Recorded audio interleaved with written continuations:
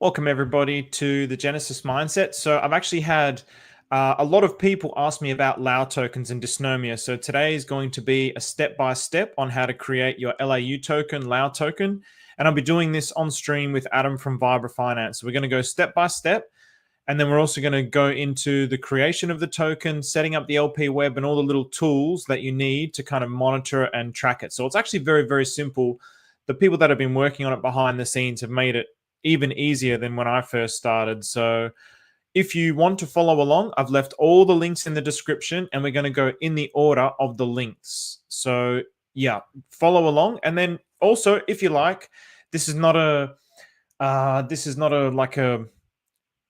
it's always awkward asking for things, right? But if you want to bond tokens together, so if you create some tokens and then you want to send them to my donation address, then I can bond them with my tokens and then I can burn it. So then we both have liquidity, and you'll see why, hopefully by the end of this, why that is actually going to make sense for you. So anyway, with that, let's invite Adam up. What's going on, Adam? Yeah. Likewise, man. Beautiful day here, bro. Beautiful day, nice and early. Couldn't be spending it with a better person. So glad to be here, bro. Nice, man. Yeah, it really does look freezing there. It's cold, bro. It's like 33 out right now, so it's cold. 33. Oh, I love that number. Yeah, I was going to say, is it like snowing where you are as well? We missed the snow. So we're like 10 miles north of all the snow, so we luckily missed like 1.5 feet last weekend, which was, I'll take it. Nice. Okay, but you do get snow where you live. Oh yeah. We'll get a couple feet here in the next month or two for sure. Oh man, yeah, that's one thing that I love about Australia. Don't have to deal with any of that. So, all right. Awesome, man. So let's get into it. So I'll add this up on stage. So first of all, good to see everyone here. I'm going to switch this over the other way around, and maybe this is going to be a little bit better because I'm looking at the screen here. It always looked a bit bizarre when it was on the other side. So what's up, Rye, man? Good stuff. So yeah, follow along, Rye. So what I was also, Adam was asking me how much pulse do I need to start with? So I just suggested to him that we can just literally start with like $5 worth. So today we'll just set it up. And once you've set it up, then you can build into it later. So start with like $5, and then we'll build into it later. So, hey, what's going on, Alex? So nice, man. So yeah, this is really good. So hopefully people can really learn. And again, I mean, I'm by no means an expert at any of this, but I'm just kind of sharing this stuff along. So if you're following along, Hexamiga, what's going on as well, bro? So all right, first of all, Adam, so you've got this website up now, dysnomia.icu. Yes, got it. Yep. It is up on my computer. Good to go. Perfect. So in the top right-hand corner, you'll see like a connection thing. And what I'm going to actually do is I'm just going to remove your thing because I think it's making my, if I kick it from studio, hopefully that is not going to do anything bad. Kick guest. No. Oh, it's going to remove you as well. Just because I think it's giving me extra lag. Bro, something's up with StreamYard, man. Everybody I know, the second they click go live, their computer just starts slowing down big time. So I don't. Oh, really? Yeah. I wonder if they're like training the AIs on us or something like this. It wouldn't surprise me in the slightest. Bro, I don't know what it is, but I've noticed it bad, bro. When I have all my stuff ready to stream, my internet is perfect, 3 bars. I click go live, it drops down to 1 and starts lagging so bad. Wow. Okay. All right. So it's not just me. That kind of sucks because I was thinking of getting a new laptop and everything. So maybe I don't really need one. Maybe it's just StreamYard. And I noticed it with Telegram when we have our chats in there now. Anytime there's more than 3 people in a voice chat, the sound just gets all robotic and it's weird, bro. It's been happening the last couple weeks every day. Wow. Yeah, I reckon they're harvesting our data. That's my theory. Everything's all about the AI now, so it's all about getting our data. So, all right, so dysnomia.icu, have you connected now? So in the top right-hand corner, you'll see the connect disconnect button. Yep. You're all connected and ready to go? All right, sweet. So then you'll have like 4 buttons. So then on the second one from the right, it will say user. So you click that. And then it will come up with this little screen here. and it will say users, and it'll be a plus symbol. It will say new user, import user, and then search users. Yep. Do I do new? Yep. So then we go new user. So basically, I'll just kind of say, and then just kind of confirm, just be like, yep. So I know that you're actually following along. So, all right. So now here, the token name and the token symbol. So you can call it whatever the hell you want. But with LAU, kind of part of the culture, I linked this one to you a little bit late, but part of the culture is everyone uses these UTF-8 symbols. So these are they're like easily recognizable with the LAU token. So for example, I had this one here. So I've got coexistence Stephen, and then the symbol is the peace symbol. Some other people, everyone's just using all of these kinds of symbols. So you don't have to, of course. You might just want to call it like, for example, Vibra Finance, and you might just call it VF. It's completely up to you, but it's just kind of like sort of part of the culture. So I'm also just going to make a new one for the purposes of this one. So all the boys from Sunny's Pub are going to know this. So hopefully this looks cool. So this is going to be Coco, and it's going to be I'm in love. I'm in LAUve. All right. So do you want the symbol to be that long? Oh, sorry. Other way around. Other way around. So token name is going to be like, the symbol is going to be like, BTC. And then the name is like Bitcoin or Ethereum. And then symbol is BTC. So symbol is the short one.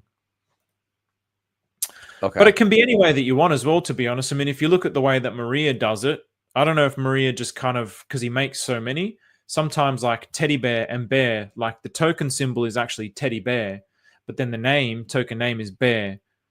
But then other ones, it'll be like the long part is in the token name. There could also be some kind of like hidden alpha there that we don't know. So, but anyway, and then the chat username, for me, I'm just going to use the same as my token symbol, Coco. So you can do whatever chat username that you want, because then that's going to be your chat username in Dysnomia. All right. Okay. So then let's create that. So you just press confirm and then run it through the blockchain. Okay, then sign, confirm, all that kind of stuff. And then... Wow, 38,000 pulse. Was it 38,000 pulse, was it? But I mean, I had my gas set a little high, but I think it was that for me as well, actually. So browser extensions are bogging down the computers. Yeah, Hitano, probably that.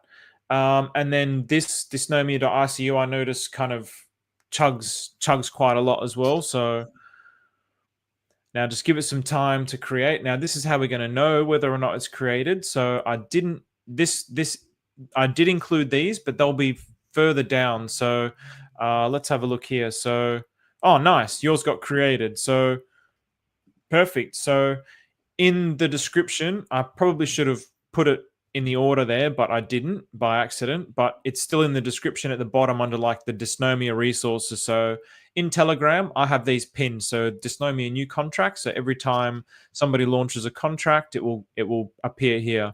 Ah, so there we go, Coco. Oh, that looks kind of shit. That looks really shit. But anyway, it doesn't matter.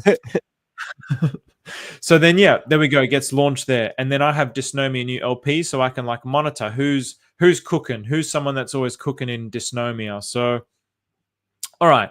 So then we've got our contract address here. So for yourself, I don't think you're going to need necessarily I mean, you will need the contract address, but I don't think you're going to need to get it from here. I'm quite sure that you'll be able to get it also from in here. So if we go to users, just open up your... Oh, where's Coco now? Why didn't it get I got my contract. My screen looks a little different. I have deploy contract. Mine, it's just because it has other my other LAUs there. So let's have a look if Coco now got added here. Maybe because I've got too many here, it didn't add it. So that's strange. All right, maybe there's like a limit of 6. I'm just going to try add it here. And then tick. But yours has so if you were someone who's didn't get added, okay, then that's all you needed to do. You just needed to go to search and then copy and paste the contract address. So man, Coco looks cool here though. It looks sick here. Anyway, so here with yours, first of all, you can see the aura the sol, and then you've got the token address, you've got the token name, token symbol, and token supply. So your token supply is going to be different to mine. It's Maria believes it's the first true random number generator. So he's putting that to the test with this, that it's the first true random number generator in existence. So that's pretty cool if it ends up being that. So what I will just do is I'm just going to do like a slight interlude so we can just quickly go over what actually happens when you create this token. So you get 3 tokens that get minted with it. So if you go to PulseX, GoPulse rather, you create a token, then you'll just get that token. It'll mint that token. So you might call it same thing, but you'll just get Vibra Finance and you'll set the supply. Whereas this, you're going to get a random supply. You're also going to get a rod, which is, so this is for a game, remember. So this is going to be for some sort of game that Maria's building out. So you get 3 additional cones to that. So you'll get a rod Vibra in your wallet. So it will have rod for user functions. Then you have the cone. So it will be cone Vibra, which is for system functions. Then you have Shio, which is your chat log token, where all chats are logged. So that will be Shio Vibra. And then basically some examples of how these can be used in the game. It might be like magic in combat. So you might use your rod. So without you having to interact with the blockchain yourself. So that's pretty cool, because obviously every time you interact with the blockchain, you have to like press the buttons and confirm. So it'll be interesting to see if this rod, whatever it is a way for you to be able to play this game that Maria's creating without actually having to like each time confirm transaction, because that obviously slows things down. And then the magic, we don't know what that's going to be. It's going to be some kind of like PvP game. But then this is where all the tokens that he's built out, some have powers, some are weaker, some are stronger, like Teddy Bear 9. You can conjure that with all kinds of tokens. So you also have the soul and aura that you'll see in there. So the soul and aura is like your ID and your ID number. So the soul identifies the token within your wallet, and the aura identifies your wallet. So in other words, if you were to transfer the user token, then the soul will change. And you can actually have a community of owners, but someone within the owners can remove any of the other owners. So I put Fib Fund here because me and some of the boys, Rye, shout out to Rye. So Rye in here, he's from the Fib Fund. So anyway, so that's just to kind of give you a rundown of what the tokens are. And I don't fully 100% know, because I haven't, again, that's just what they are, but there's no like use for them at the minute. So what's going on, Maddie? I listened again to that stream with you and Sonny. Like, man, Sonny's just the absolute, he's such a goat, man. He's such a goat. It's crazy. It's crazy. So yeah, I listened to it 2 times too. I might have to go back a 3rd time. Oh man, I'm gonna have to go back another 10 times just to soak it all in. So Kaiser, good to see you again, man. I really hope you're learning a little bit about Atropa and Dysnomia now. So this is really cool. So what's up, Kaiser? So, okay, we've just created our token. Now we want to kind of, so basically once you've created the token now, so you had that fixed supply. So now every time that you type something in the chat, so if I just type something in the chat, Mr. Sojourner, that was on KSB TV. So it was Maddie, Crypto, Charla, and Sonny the detective. It was like a 2.5-hour stream or something like this. Really, really, really good quality. So when I interact with, actually, you'll see the difference there. So now it's still connected to my coexistent Steven token. So I just want to show you this. So Rabbi, because I've altered the settings. So at the moment, it's going to mint me 18 tokens, which is the max. One of these Void tokens and one of these Zen tokens. I don't fully know what the Void and the Zen tokens do either, but I imagine they have some kind of function or use as well with the game, and it's going to burn to affection. So your token, so I'm going to connect to Coco now. So now I'm going to click on Coco and activate. And now, so your function, so I'll just type something here. So, whoops, what's up? And then you just do this as well, Adam, so you can see for yourself. And then you'll see that it's going to mint just 1 token. Oh, no balance change. Hang on. All right, damn it. So it's not set up. So we need to actually set this up first. So, all right, my mistake. So get your contract address now. So we'll get your contract address. Copy and paste that. Oh, don't do this.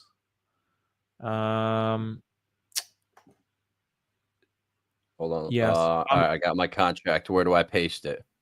Okay, so now go to this particular website here where it's got deploy, this deploy website, deploy.dys.rcu, Okay.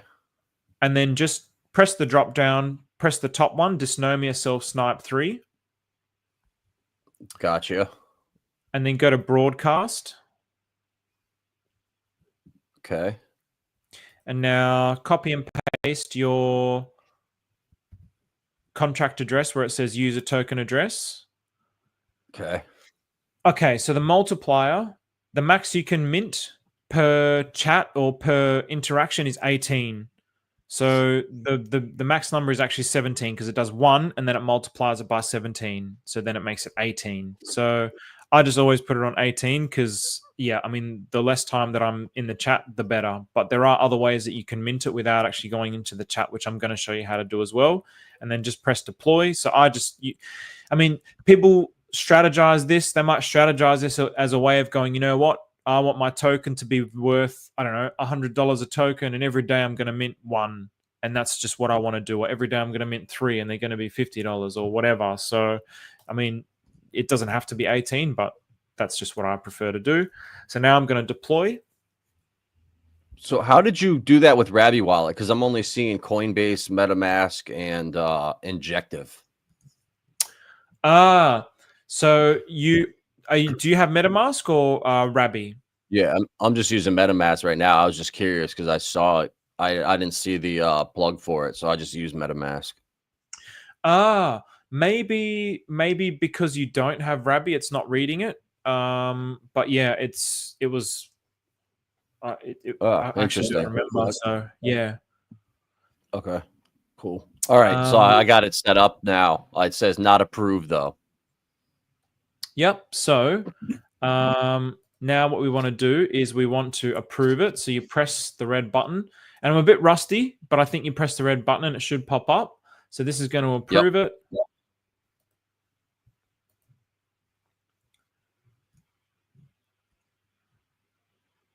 So basically now this is a code that is this is like a, yeah, this is some sort of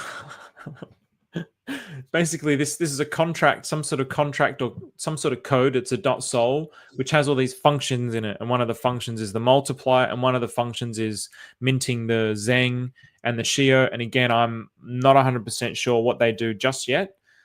And then this now is going to have all the different functions in it now. So you can actually, no, this is not going to have all of them yet, actually. So yeah, mine does not work in there. When I click the functions page, it says problem block error not found. Let me bring yours on stage and I'll have a look what's going on. Problem block error not found. So press the little box where it says all functions, and then go to write. Okay, I can't. Hang on, I need to maximize this. So let's have a look. Block not found error. Block at number could not be found. That's a bit strange. Because it just went through. I approved it. Maybe I need to reset it. And I could, yeah, maybe just refresh the page, and then I'll bring my screen. There we go. Okay, nice. I just have to refresh. So just on that, there is a lot of, not a lot, but there is a little bit of that. So if for anyone that's watching, if you ever get like some kind of an error or something's not working, just like, it's literally like the IT crowd. Have you tried turning it on and off again? It's literally like that. You just refresh and it might seem broken, but it'll start working. So yeah, this is all not Helios. This is all not Helios, all these websites. So I'm pretty sure he's got it. I still keep saying I need to donate to him, but I haven't yet. But yeah, I mean, these guys just do it for the community. So, and his websites are all awesome. He's done the Dysnomia website. He does all the affection stuff. So now we want to get the chat and snipe with multiplier. And so so essentially this is the function that we're going to be calling. So if you can, you can't really like copy it, but you can either, so if you don't want to sit there in the type, you can mint to self, and then you can put 18, and then it will mint 18 tokens to you this way. So for example, one of my tokens, because the tokens are so cheap, I need to use like 8 at a time it is like 8 cents or something pitiful. So because I just sold the shit out of it. So then I would sit there and just spam the chat with space, enter, and it was really annoying. I mean, for me and for everyone in there. So this is how you can do that. If you don't want to go into the chat, you can just sit here and mint it. And I'm sure you'd be able to create some kind of script as well where you can mint. But for the purposes of this, so chat and snipe with multiplier. So now go back to Dysnomia and then go to mine edit. says text. When I do that, it says text. Should I leave that there? Yours says text. Hang on a second. Or should I approve this? So okay, so press back.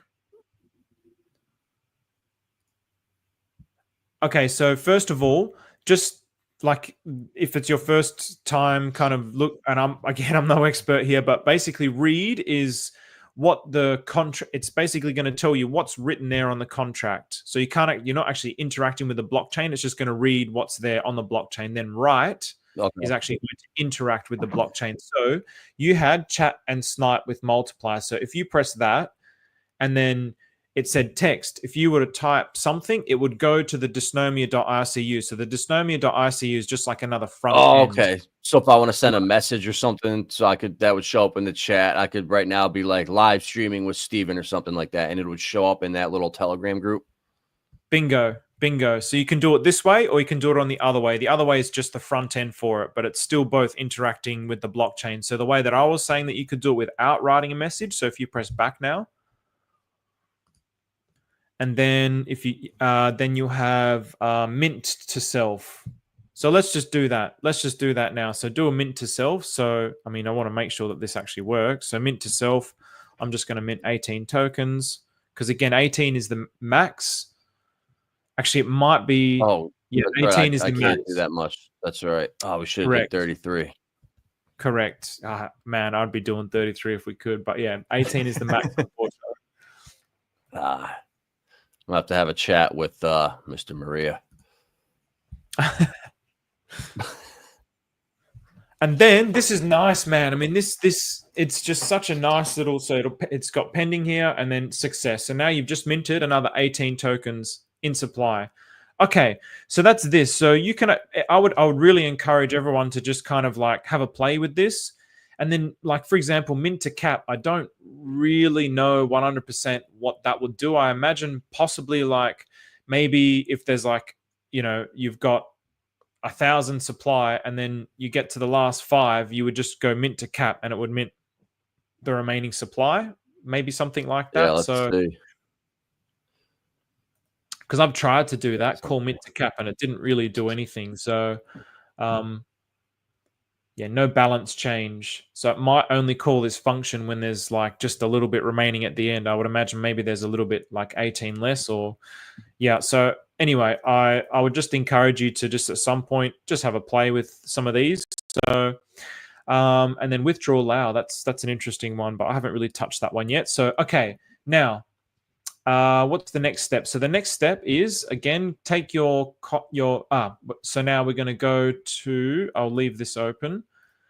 So chat and snipe with multiplier. So even remember how that is actually written. So then when you go back to Dysnomia, go to users and then go to, oh nice, there we go. So Stephen is a legend. And then hold on. I got to refresh. So I have to go to all functions. Yep. And then chat snipe with multiplier. Oh, you don't even need to press it. So just leave it there for now. So then go to your dysnomia.icu, and then I'll bring my screen up so you can actually watch it. And then go to edit.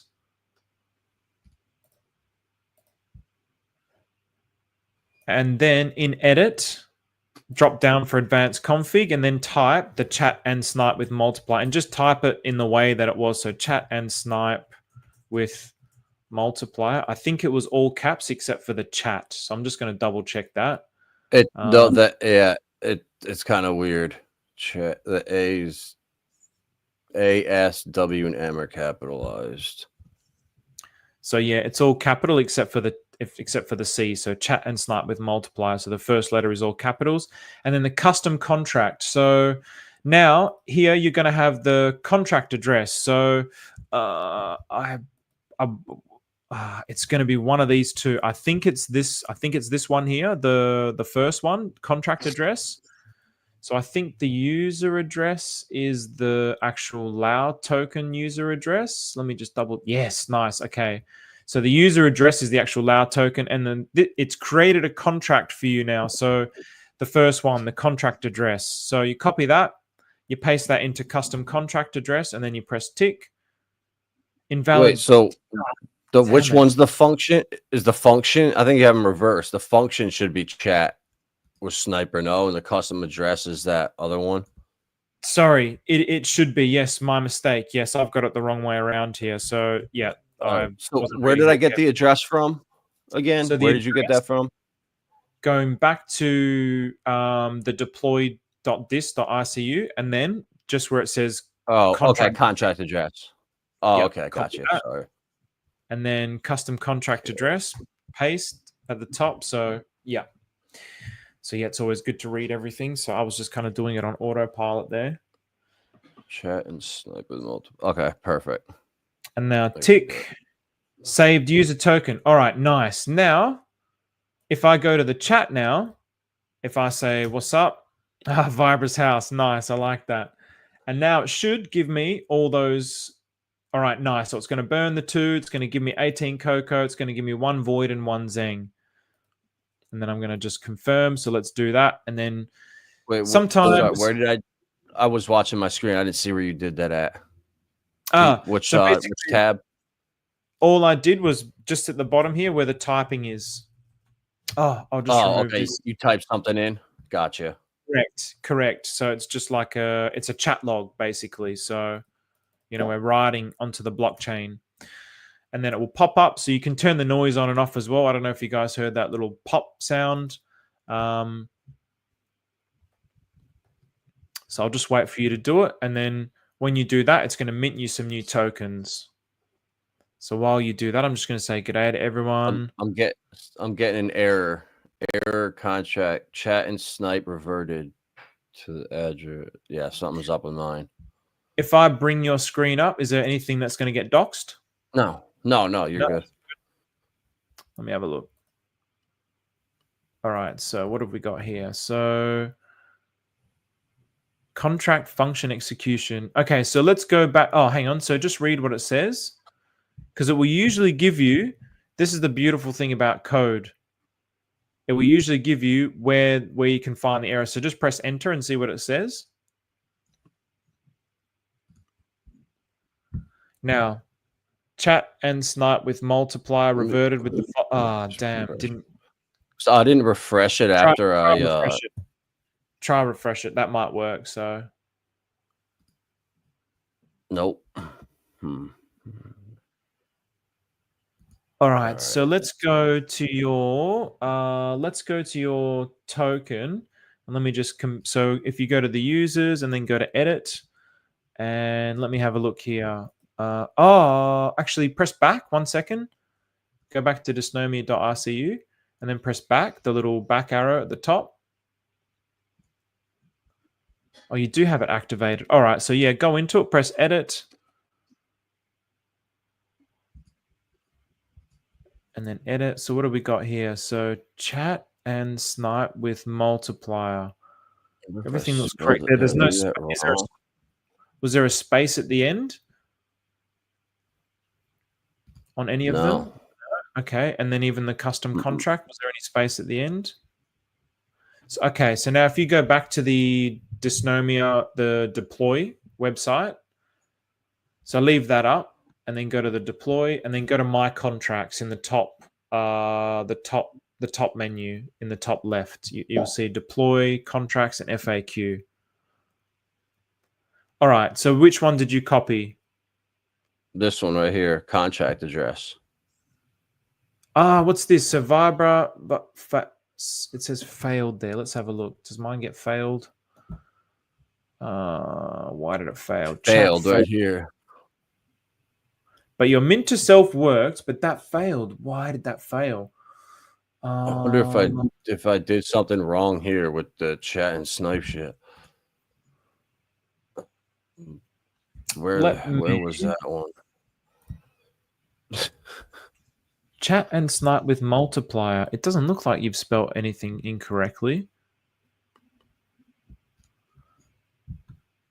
You just going to try doing it again, or no? Where was that? That my chat contracts. and snipe that function. Okay, my contracts. Yeah.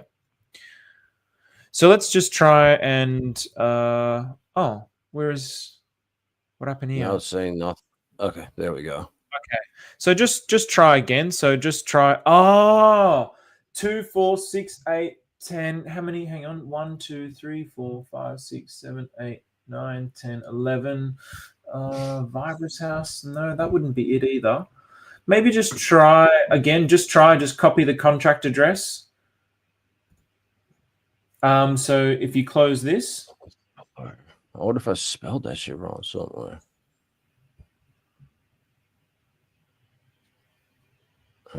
Yeah, no, I don't know. Maybe just try delete. So custom contract address. All right, so it's working for other people, which is good. It reverted to the following. Let me do that again, and let me see if I can quickly take a screenshot. All right, so contract function execution error. The contract function chat and snipe with multiplier reverted with the following reason. Arithmetic operation resulted in underflow or overflow. Contract call address function high. So is that chat and snipe, or should it be just chat? No, chat and snipe. It should be chat and snipe. It should be chat and snipe. So let's just try just back to basics. Go back to the Dysnomia, the deploy website, and then just press close on that, and then just again copy the contract address, and now go back to that, and then virus house, edit, and then just delete that whole entire thing. Maybe there was like a space in there, or we accidentally pressed a button, delete, and now copy and paste and tick. It's saving it, right? Yeah. Okay, so now let's go back and try. So press high. Let's refresh it. The other option is, so try pressing high, and then we got one more option. Oh, all right, same thing. Try disconnecting your wallet. And then reconnecting it. Sender docs. All right, so disconnect. So the top, the very right one. That's it. So disconnect. Oh yeah. So it's disconnected now, and now refresh it and then reconnect. So maybe I'll stop sharing your screen, just in case you got something there. You're good, brother. There's nothing there. Okay. Same thing, bro. Contract function execution error. Chat and snipe with multiplier reverted to the following reason. So maybe I'm supposed to just do chat then. I don't know. No, it shouldn't make a difference. Oh man. I mean, this is the thing. All right, let's try this. So chat and snipe with multiplier. So let me copy and paste this into there. Maybe there's something that I can't see that you've accidentally got incorrect, but it really doesn't look like it. Multiplier. Yeah, I don't. Can you just paste in the private chat and then I can just paste it in there? I'm what pasting you have for that. I'm pasting it in the Dysnomia chat. Oh, perfect. Even better. Look at that. You don't have to pay gas though for that. You have to pay gas doing it the other way. Yeah, that's fine though, because I'm minting tokens anyway. So now just scroll down to the bottom because it's got you somewhere up the top. All right, so it hasn't come through yet. Damn, what is going on? I can't even delete that. I'll put it in the oh, it's come through there now. We go. I got it now.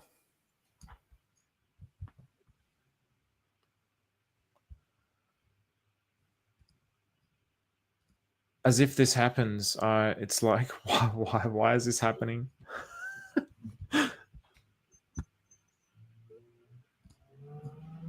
Invalid custom function name. What? Ah, because you've got a space at the end. I saw you had a space at the end. Oh. Yeah. So press that. Yep. So all those There we little things are go. going to make a difference. Now let's try again. Nope. Damn it, wrecked. All right, let's just try doing the whole process. Is it the wrong wallet? Because it's using my it's saying right here, sender is my wallet, not here. Like, is your sender your MetaMask wallet for that? So okay, that might be a thing. Okay, so what's your like the last few digits of your MetaMask wallet? C5. C5. So is it connected to your C5 wallet? That's what I'm connected with, yeah, but I thought it should be using this contract, though. I thought that's the one I want for the other token. Now, for the deploy.icu, is it connected to your C5 wallet as well? The other website we were using? C5. Man, that is wrecked. That's so wrecked. That's so frustratingly wrecked. I wonder if I got to approve, if I should just refresh this quick and then come over here and refresh it. This is bizarre, though. It is. It is. Damn, yeah, my shit's wrecked. High send H. All right, I'm gonna see what this thing is right here. Do you need gas? You don't need gas for this, right? So I'm not like. Oh, you don't have any affection. Oh, what a noob. Oh, I forgot to tell you to get some. I got a bunch of affection in my wallet. Oh. I got a bunch of it. I bought it at like a 20K market cap in the summer, real early. Let's just try and do it again. So go to the deploy. The deploy.icu. Yep. And now let's just try create another one all over again. So you got success, you got failed. So now if you just go to deploy the top left. What if What if I just do chat and snipe? What if I try that? Will that work? Or should I do I have to call that function first? Do I have to do this in here? Chat and snipe, call with it, and approve this? Maybe that's why. It shouldn't, but let's just see what happens. So just because you typed from there before and you put Steve as a legend, right? Yeah. So that actually came through on the chat log. So I have no idea. Okay. I have no idea why it's not coming through on Dysnomia.icu. It actually just makes no sense whatsoever. I want to see if anyone else is getting this problem in the chat. I wonder if I do chat and snipe. I wonder if I just do that and just don't do multiplier. Just do chat and snipe.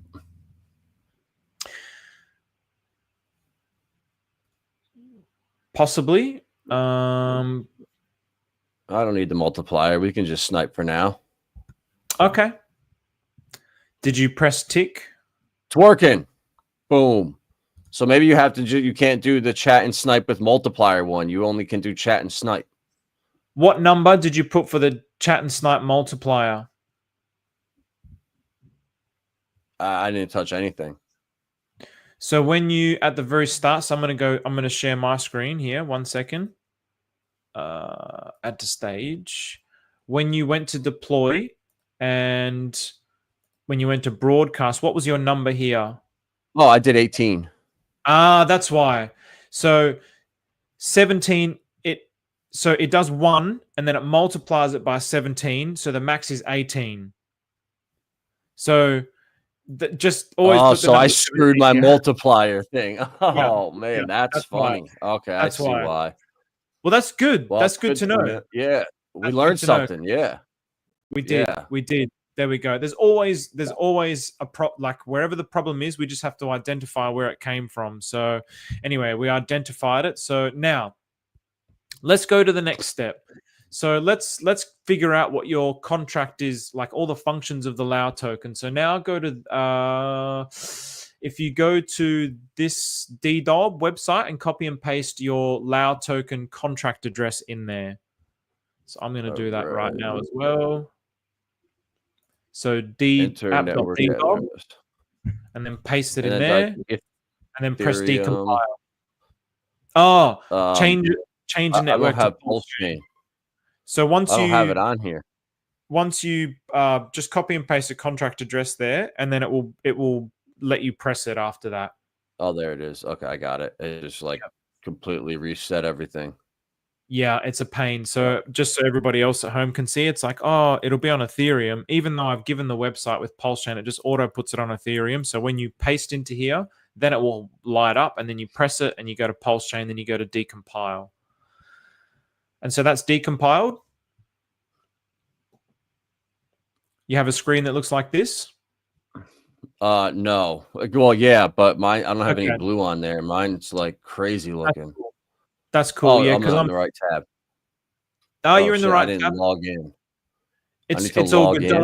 Don't worry about logging in. You don't need to. I'm just logged in so I can try and read what the code actually says. I'm trying to learn, but I'm just like, fuck, I cannot understand this shit just yet. So anyway, now go to the sgu.af.icu. So that's the next one along. Okay. So you got that one up, nice. So now we're going to go to the import button here, so the blue one. And this is just a simpler, easier way of using an old website that was called. If anyone at home has been using this, which is what the old, just so other people. So you don't need to do this, Adam. I just want to show other people. This is what the old front end used to be. So Not Helios has basically recreated this, which is like, I mean, it's a million times better because.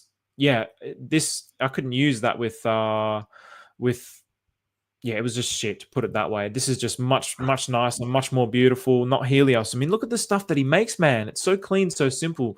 Okay, so import and then put the address and then your name, whatever name that it's going to be. So to identify it. So I mean, I'm just going to put Coco, so I know that it's the Coco. I'm in love with the Coco. What type do I do there?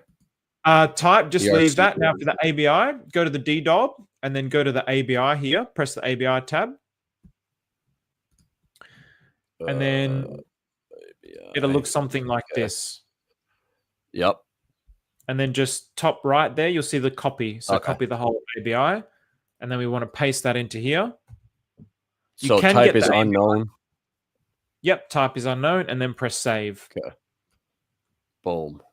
I have no clue what I just did, but looks good.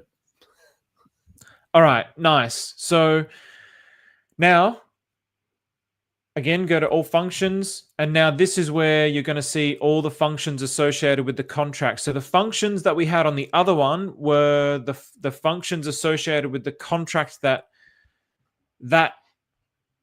code created. This is the actual LAU token code. So this is the actual LAU token. So here you'll be able to see, for example, your total supply. I have all those. Oh, I got to connect to the wall. I got to connect to the site. Oh, yeah. My bad.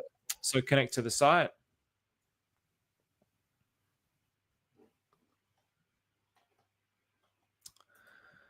What's going on, K Hudson? Learn me some tech. We're here for the tech. We're not here for the gains. Yeah, boy, the legend of... Hey, Sleepy J, what's going on, bro? Hopefully this is answering some of your questions, man. Yes, definitely thanks to Not Helios. You're having a problem because you have CB on your extension. We figured that one out, Malphite. Almighty, behave yourself. Max, what's going on, man? Good to see you in here. So we're just doing the Dysnomia. So Maxi loves the tech, so... I still don't have all those. I still only have 2 functions. All right, multiplier and owner. All right. So how did you go about doing this? So Vibras. Okay, let's just do it. Yeah, get rid. I don't know why that is. So let's just start the process again, because that. What was I supposed to do? The contract, this contract address? You did the wrong no. So do the user address. Oh shit, that's why. So again, just so it's clear, so just hold on to this page for 1 second. So contract address, that's the contract that his Dysnomia self-snipe 3.sol has created. And then the user address is your actual LAU token address. Yeah. No, I clicked the wrong one there. That's why. Okay. All right. That's all good. So now I don't think you can alter that. So just archive it. So yeah, press it and then just go to archive because you can't delete it.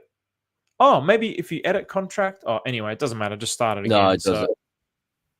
All right. So just do import. Which one? Okay. Import. Yep. And then name Vibras again. And then the address and then the ABI again.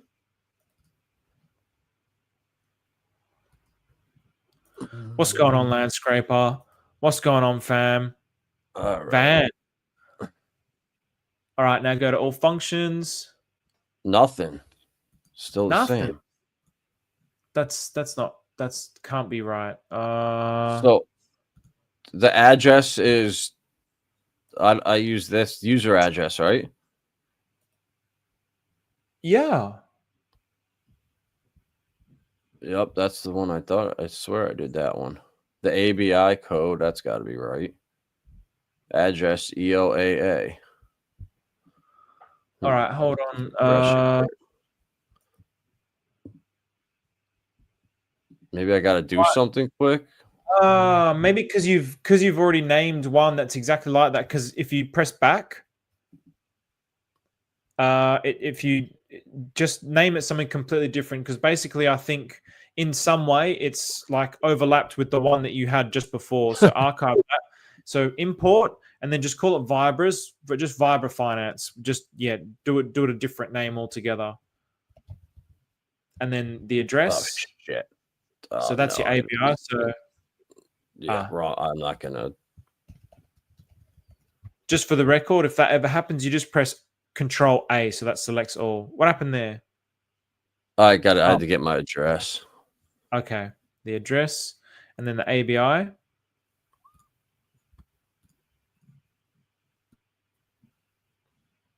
All right, so copy and paste into the ABI. All right, so now go to the functions. Oh man, why is it saying? See, why is it giving the? Hang on, just slow down. Just go to the functions. Is that your? So the E is the EE0A. Is that your contract address for your LAU token? No, that's my user address. The contract address is the one I used the first time, and it didn't work. Not that one. The actual user address. Why? Oh, okay. Maybe in okay, this did it for me as well. Okay, so in your MetaMask, so open up your MetaMask, and then for like maybe it'll have like the website. We can see everything in your MetaMask. You cool with that? So yeah, I don't care. I have $9. I'm balling, bro. Somewhere in there. So with Rabby, I can just go to there's like so scroll down. Keep scrolling. Is there something? So that's in. Go to like whatever the home. Go tokens maybe. What am I looking for? You are connected with Pulse Chain. Fuck. Yeah, I'm connected to it. User address, wallet address. The address is EOAA. So should I be using my contract or my user address for this? EOAA. You should be using EOAA. So obviously something has gone wrong. So there we go. Okay. No, let's close this. One. Yeah, you're on the wrong one. So you got EOAA, Vibra Finance. So just let's see that there might be somewhere but you're connected to Pulse Chain. So, because when I first did it, I had an issue, but then when I did the drop down on Rabby, it said that the dApp was connected to Ethereum, even though in the top it said it was connected to Pulse Chain. So if you can somewhere find on your MetaMask where to like disconnect. What's that? So if you go into your MetaMask and then let's just wait for this to load 1 second. Yo, I got to get off Segui IF.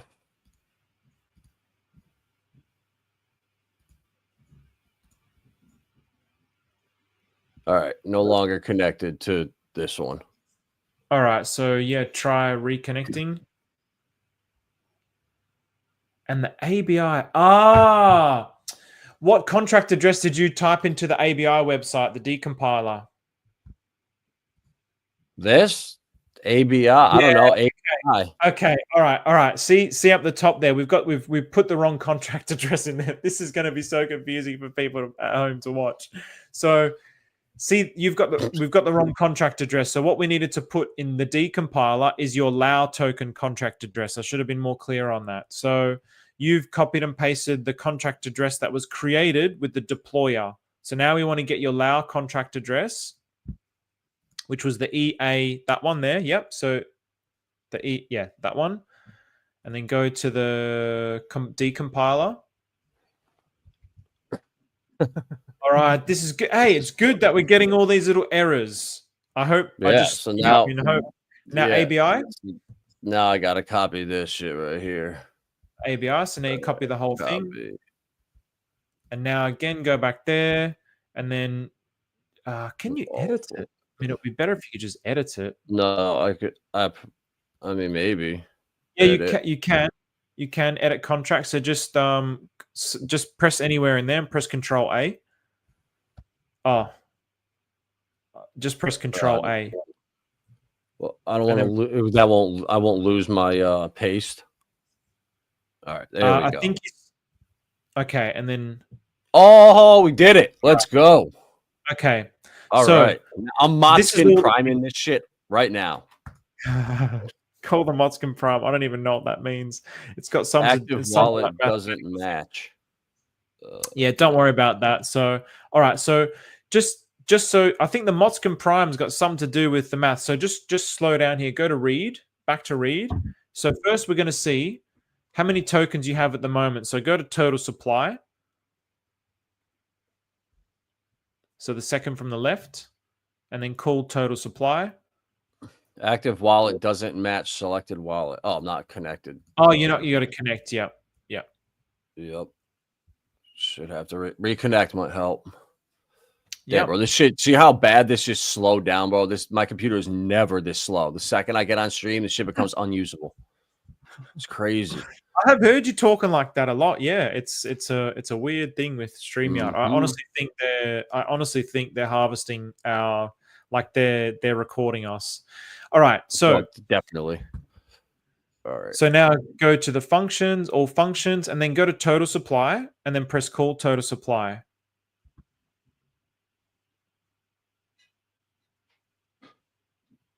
All right, so that's how many tokens you have, but there's always too many. There's like 18 extra zeros. I don't know why. This is just something that happens with the blockchain.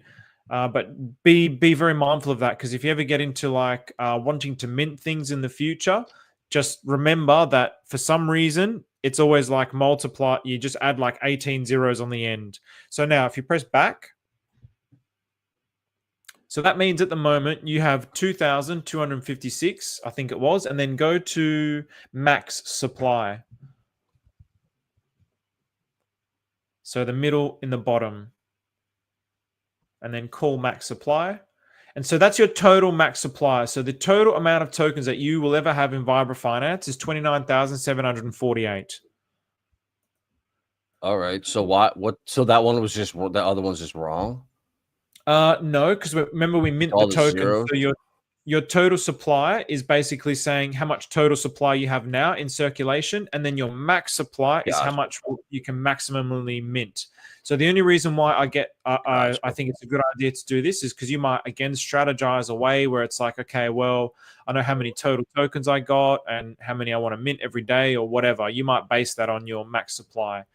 And then you can do other kinds of things in here, which I haven't really done. I just wanted to show you those two things. So, okay, so now let's start setting up liquidity pools. So I'm going to go to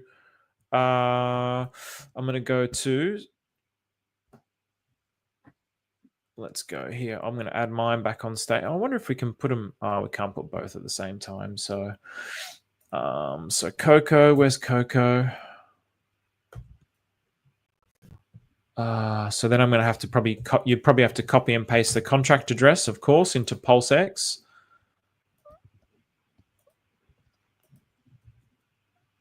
And so, all right, what was that? So now I'm importing my Coco token into PulseX. So then, obviously, when you go to the drop-down arrow, you just copy and paste the contract address of the LAU token, and then you import. So I did that already. So I got my Coco token there. All right. So I need the contract address. All right. The other website, which people are probably going to want, is pls369.com.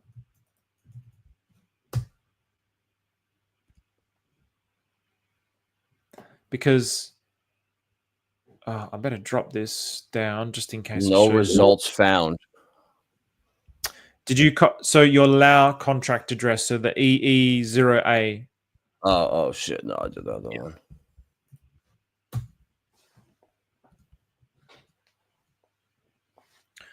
All right. So that my user address is my LAU contract. I gotta remember that. All right, there we go. Boom. having a biff in the chat at the same time with all boys. Oh, lads. All right, so shit. Maybe I do need to actually because okay, so what I want to just show you now is getting the contract addresses for your for the Shio, the rod, and I just want to be able to show you guys. So with the PLS369 that I added into the chat, now I'm going to copy my wallet address. This is Maria's wallet address, which is, I think we ended up calculating, it ended up being worth like 75 million. Maria can pretty much rug Pulse Chain. Maria can rug Pulse Chain, like literally rug Pulse Chain. Like that's how much Maria has. So, yeah. Oh yeah, that's been the FUD out here right now. It is. Gonna rug. I have to show you this. I don't know if you saw this. Where was it? It was in the Atropa. Have a look at this, Adam. I thought it was cool. Bro, this almighty suck my dick, you faggot.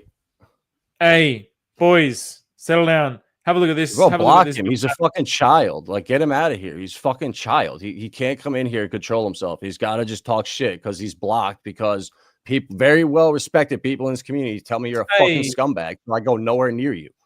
All right, bro, that's how it is. I talk to people. There's levels on this game, and you're fucking down here. I'm up here, so I don't fuck with people like you. I don't need to. Fucking scumbag. Just ignore. That's not cool, Almighty. You know I love you, Almighty, but that's not cool, bro. Don't talk about people's partners like that, man. That's not cool. So let's lighten the mood here. So let's look up your criminal record too, you little fucking scumbag. Come here, act like you're this little fucking good person. Let's check your criminal record, fucking loser. Yeah, that's not good, man. Almighty, I'm gonna show you. I'm gonna let's just have a look at this kit. No, I'm not gonna get into it, Almighty. I'm not gonna get into fights and arguments. I'm not gonna be the mediator. Just let's just cut it out, please. So now you've seen this, right, Adam? You've seen this picture. Yeah. Have you seen this little thing? He takes the money and runs. I was like, that's so good. So good. Oh shit. All right. So I copied and pasted my wallet address into PLS369 so I could get this is just, I mean, don't do this now. Don't go and do this now, but you can do this at another stage. So you can get your contract addresses for your rod, your Shio, And so for example, like I've got so many tokens in here, man. So I've got like I've got a consciousness token, and then it's got the consciousness V cone. It will have it'll have the consciousness Shio cone and the consciousness Rod cone as well. And then obviously the one that I made just now, the Coco. So yeah, if you want to get those, because some people have started like bonding them in LPs. So I wouldn't recommend doing that just yet, but at least it's good to have them to add the contracts to your. Let's just do it. So where's Coco? Oh shit, that's going to take me forever to find. Wait, so do I have to start a liquidity pool on PulseX with this? Yes. Okay. The only reason why I'm showing you this is so obviously you have your Vibra Finance, but remember it also creates 3 other tokens for you. So if you want to get the other 3 tokens, how am I going to do this? If you want to get your other, because I got so many. Oh, this is how I'm going to do it. So remember it did the Rod, the Shio. Oh, bro, that's wrecked. Maybe it's not showing up yet. Anyway, once you copy and paste your wallet address in here, you'll see. So Adam, just so you know, this is my coexistence. So coexistence Steven with V cone. There'll be the Shio, the V cone, and then the Rod cone as well. So if you ever want to then take those contract addresses from there and add them to PulseX. So just bear that in mind for now. Okay. Right. Do I need those, or that's just if I want to pair up with the other coins that I created? Correct. Basically. Correct. Okay. Correct. That's right. So that's what I'd seen some people doing. So I just did it as well. It's like, well, I'll just create some liquidity there. So all right, now so you've got some. Have you got a stable coin? Have you got any stable coins? I got like 1 million DAI in here. I mean, like obviously not real P DAI. Okay, all right. So get yourself just like $5 worth of a stable coin. So I'll also do the same now with my Pulse chain. So I'll just get some DAI. $5. Let's say, how much are you pairing this with? Are you doing like half your bag for like $5? Well, so basically just get the stable coin ready, and then I'll explain to you. So you've got some affection, you've got some stable coin, and you also have some second sign confirm. So yeah, affection, pulse chain, and a stable coin. That's like the foundation of your liquidity web, because it's all about arbitrage.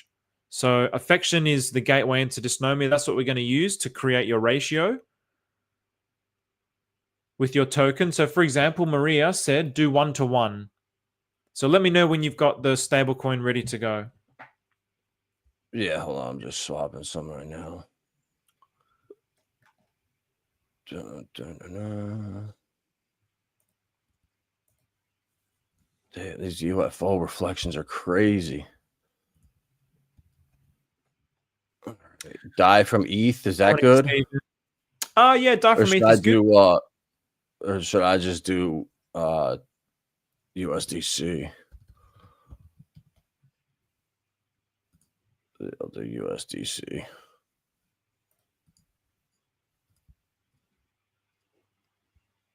Either's fine. Yeah, any kind of stable coin.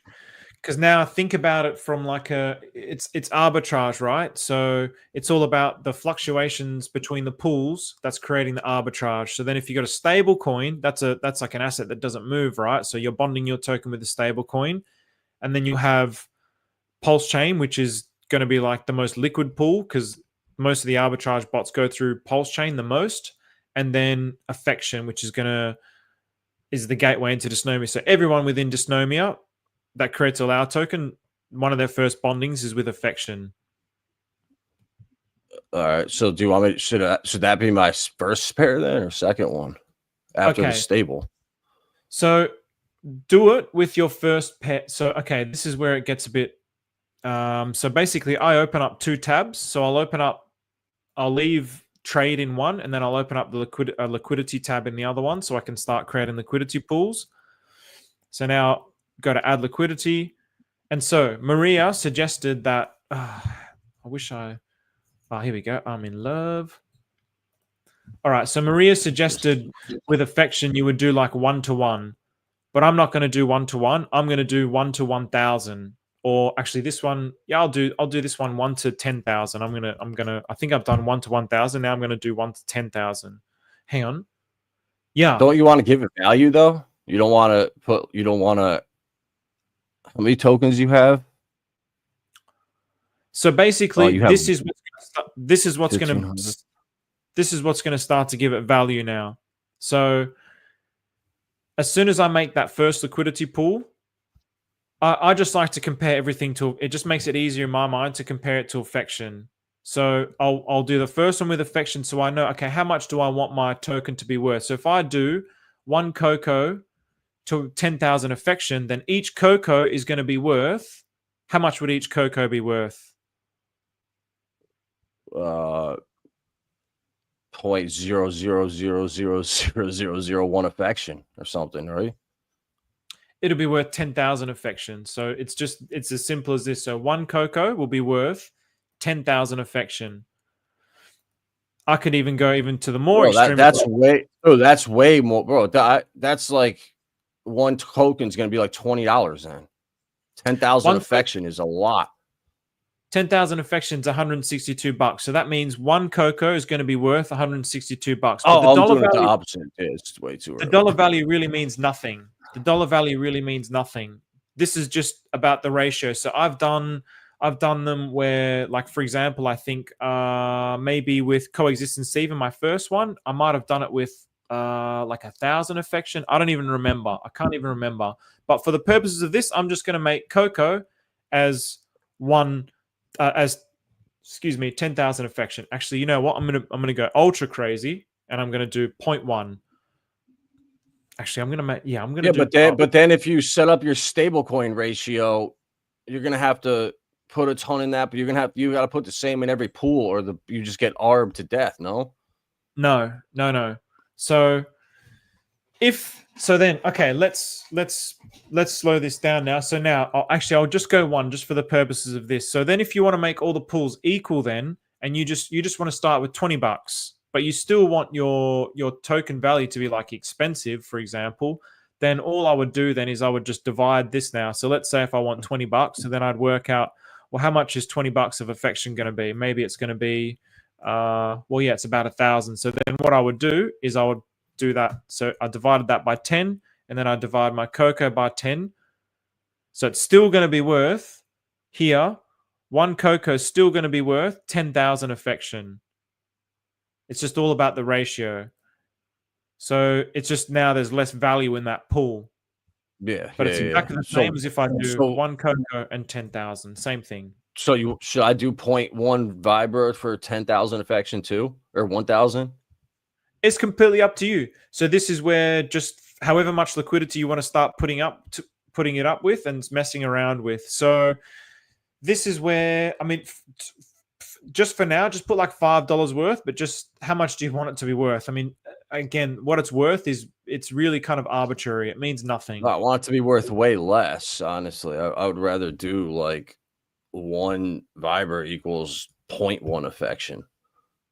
Okay. So yeah, 1 Vibra equals 0.1 affection. So I mean, I would just do, honestly, man, stick to 1-to-1. Stick to 1 to 100. 1-to-1. All right, we'll do 1-to-1. I like that more. 1-to-1. So I'll do 100 each then. 100 for 100, right? Because you want a little more in there. You can, yeah. So 1,000. I'm gonna do 1,000 and 1,000. Put $16 in there. Just start with. I mean, this is the thing, right? So before you go ahead and do it, now think about the fact that before you go ahead and do it, think about the fact that if you do this now, each token that you mint out, you're going to have to mint so much more because the value of the token is like so much less. So I still haven't been able to fully wrap my head around this part, but I just like the token starting price to be very expensive because I don't have to mint it out every single day. So if your total supply, if your total supply was what, 15, how many have you got here? What's your max supply? It's 2,000 something, right? 2,200, yeah.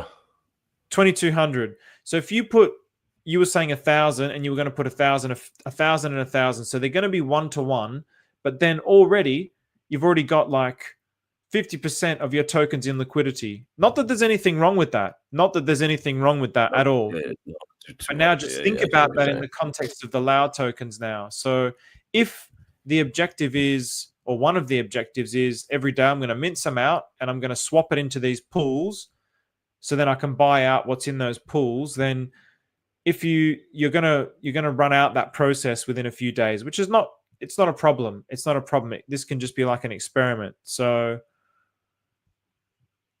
does it make sense what I'm explaining? Yeah. So then I'm only gonna do 100 right now.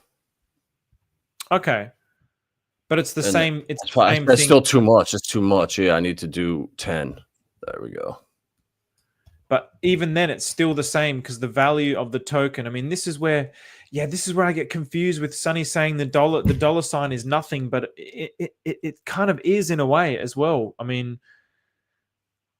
it is in a way because I did it where it was like 1-to-1, and you end up you just have to mint too many tokens, and it just gets annoying. So I liked to do it where I had like a super expensive token, so I don't have to mint out so much every day.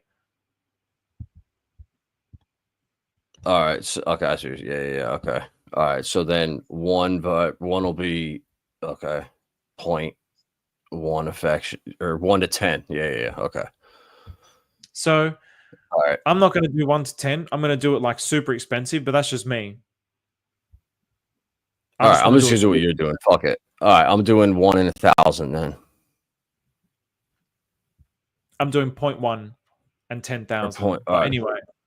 0.1 and all right. I'll do 0.1 in 1,000. All right. There we go. 2.1 in 1,000. Sounds good.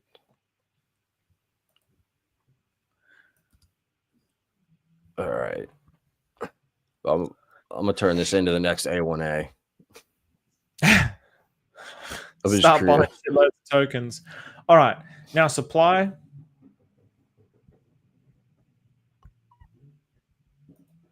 All right. Supply 0.1 vibras, 1,000 affection. All right. I like that. And that way I can mint this endlessly in the future. It's the ratio to affection that is important. So don't do what Maddie's saying. Don't do 1-to-1. All right. So now I've supplied that. And then, so now that liquidity pool will be set up, right? So then your screen it'll have the same numbers there, but when it says share of the pool, it'll be 50%, because obviously you've already created that liquidity pool. So now if you do it again, it's just going to supply the same amount. So make sense? Yep. All right. So now I want to set up Vibra with Pulse Chain, right? Right. So now, what did you say was the second pair? So this is where it kind of gets a little bit so because now you have affection as your first pool, basically the way that I set up all the ratios in the pools now. So now go back to your pair address. And sorry, I'll do it this way, to 1 affection. So what is 1 affection? So basically I'll put affection at the top and then put your token contract at the bottom. So now this is in trade. You're in trade. Oh, sweet. You're in trade. Oh, are you in trade? Yeah. Okay. So 1 affection gets me 0.000009. Gets you that correct. So now perfect. I have 1 more 0 than you. Yeah. Yep. Okay. So now when you go to add liquidity, so now we'll set up your pulse chain pools. So add liquidity. So now do pulse and your token. Yep. I'm in LAUve.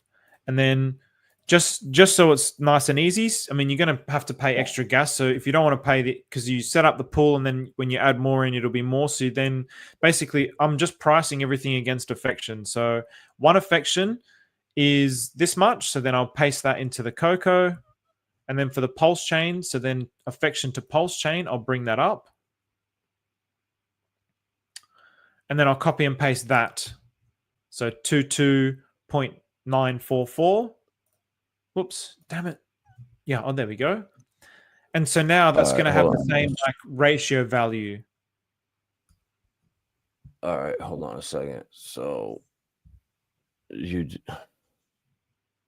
wait, 967, and that goes in the bottom.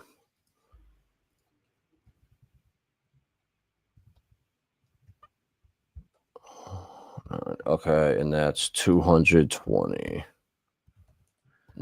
All right, so that's like 2 cents. Oh no, wait, you have an extra 0 though, so that's gonna have to. Oh no, that won't change the ratio. Never mind, that's not gonna matter. It just means it'll just get arbed. So now this is basically just going to be the same like ratio value as what your affection to your LAU token is. So now just supply that. But the pulse one, you did affection divided by pulse, so it'll be the same for me. Okay, all right, we're good then. So you're pricing it against affection. So I just have one affection, and then I price it against that many pulse. Yeah. And then it will give me that many pulse, and then I'll do the same. So affection to pulse, and then affection to the LAU. Is this the correct affection address? I believe that is. Let me just 151D. Yeah, that's it, man. That's it. Yep. And then again, always go through the process of like double verifying. Just copy and paste into the block explorer and see if it's made by 414 or 501.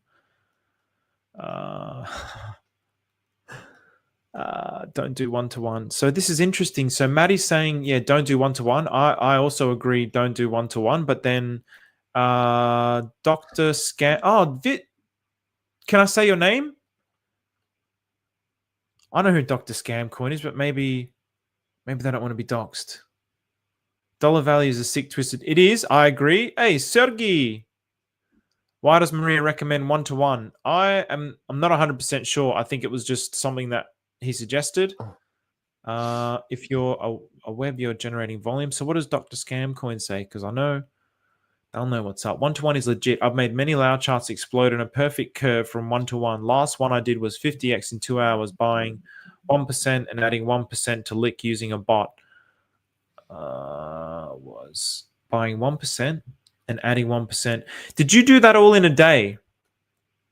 Okay, I know it's Vivian. Okay, so I'm allowed to say your name. So Vivian, did you do all that in a day?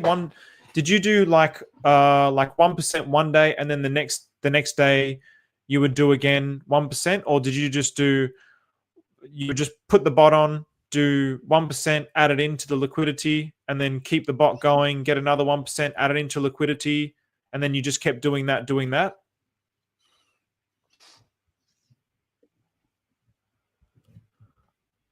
I'm just curious if that's what you did. So I'm just looking at this now. So if I re-add one full coin in here, it's going to be 2.2 million pulse. That's the ratio. Because of the value of your token. That's right. Because that's the ratio of your token, right? So your token is like an expensive token by the dollar value. In 2 hours. But it doesn't. All right. In 2 hours, same day at Loop. So what I'm asking Vivian then, so you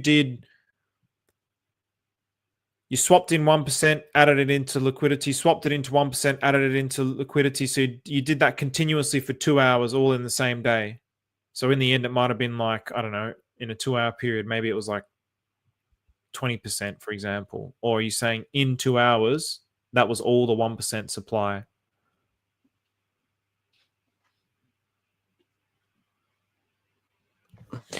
Anyway, all right. So now do a V1. So you do a V2 and a V1. So it's just going to be exactly the same, right? So again, I'm just going to price it to affection.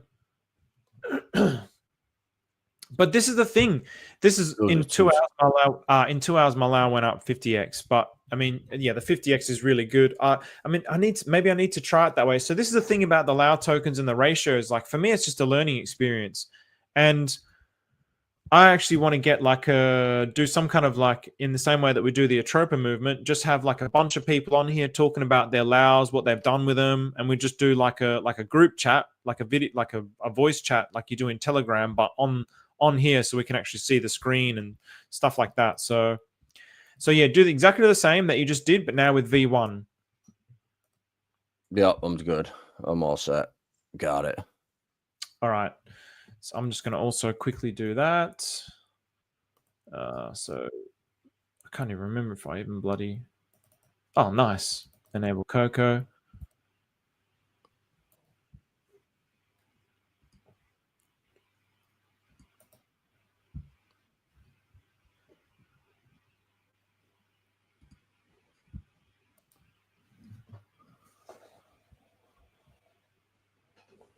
All right, there we go.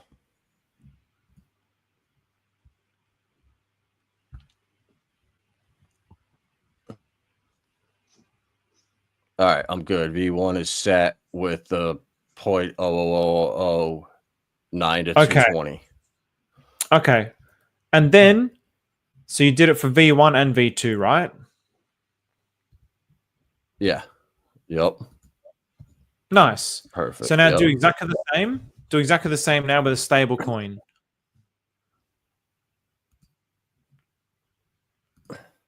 Yeah, I'll get to that, Rye. I'll get to that. All right. So how much? So then I want to do like 2 cents worth, right? That 0.000009, and then is going to be what? 2 cents, right? Oh man, it doesn't even give me the liquidity for that. So,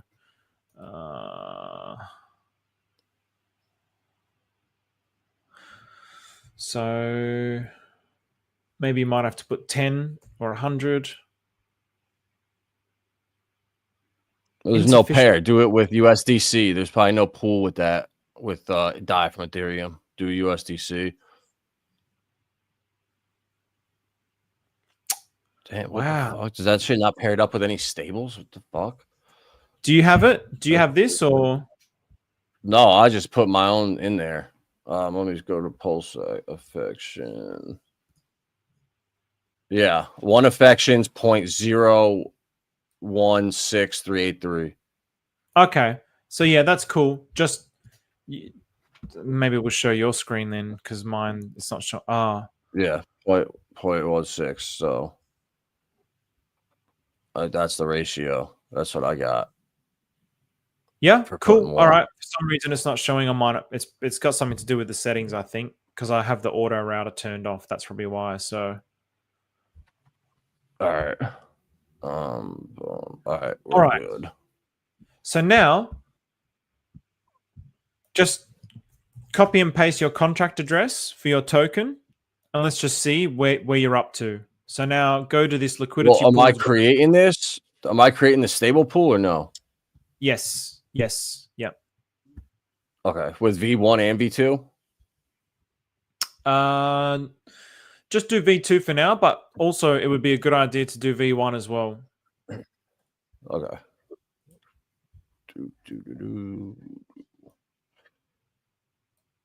DC is 0.005. Okay, perfect. And now if you copy and paste your contract address and then go to the liquidity pools versal.app website. Hold on, this shit's got it's got like takes 10 minutes to prove. Okay, cool. I wonder, maybe I'm just going to change this and just kind of fix this up. Why is it wigging out like this? Maybe I need to refresh. Yeah, I don't know what settings you have because mine goes right to the auto router. Yeah, because I mean that's another thing that we're going to have to go over. So I turn off the multi hops. So for everyone watching at home, especially when I'm swapping with my LAU, token, when you go down here, you've got this little button here, and I turn off the multi hops. Turn off multi hops. So that's probably why maybe it also could have just been because it was kind of bugging out a little bit because might have just been a little bit laggy. But let's see what happens if I go 1 now. I think it was just wigging out because it was bugging. Oh, again, you dog, you dog. All right, so maybe if I turn the all right, I'm just going to turn that on. I mean, yeah, this is the thing about blockchains. They're kind of, and cryptos. It's all a bit all over the place sometimes.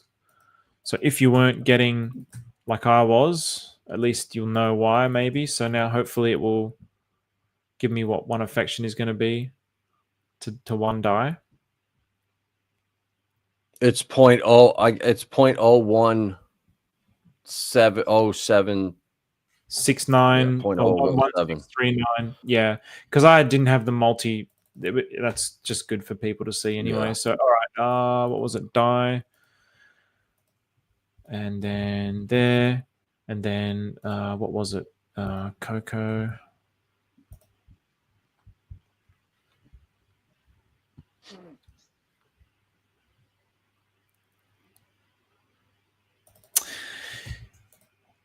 Yeah, and this is where, I mean, it'll be good. It'll be good, Viv, if like, yeah, I want to do some kind of a stream, like a group stream where it's like a few of us have been working on these LAU things, and let's just get together and like talk about it and work it out and what's people's experience, what's worked, what hasn't worked. Because yeah, that 1%. I mean, that's what I've been doing as well, right? But I've only been doing 1%, buying with 1% per day, and then adding it into Lick. I just leave it at that. I didn't realize you could just buy the whole thing out, like put your whole liquidity in just one day. I thought it kind of makes sense, really. I mean, yeah. Anyway, all right. Yeah, you could do whatever. Yeah, you could dump it all in, and then that's yeah, you could spread it out and just keep doing it, or just go hard in 2 pairs and put half of it in pulse, half of it in affection, and just leave it. But then I guess the whole point is exactly to keep bonding it. Exactly. So in any case, now let's just have a look at what your liquidity setup is. So copy and paste your contract address now and go to your liquidity pools versal.app, and you can paste the contract address there. Almighty, my brother. What site is that? Liquidity pool. Oh, this was the liquidity pools versal.app. Yeah. Yep. All right. And then copy and paste, and then press scan. Got some error with low affection balance when I tried to mint 18. Yeah, you need some affection in your wallet. You'll need some affection in your wallet. So if you don't have any affection, it won't actually work. So I don't think it's working. Sorry? I'm not getting anything. You're not getting anything? Did you press scan? Yeah. So fetching pools. I mean, it's you've only just created them as well, so it might not show it just yet. Yeah, it's probably because it's brand new. Let me try on my end, just out of curiosity. I wonder if that's Alex. Is this Bay 2.0? Please confirm in the chat. Which one? Alex. I wonder if that's not Helios.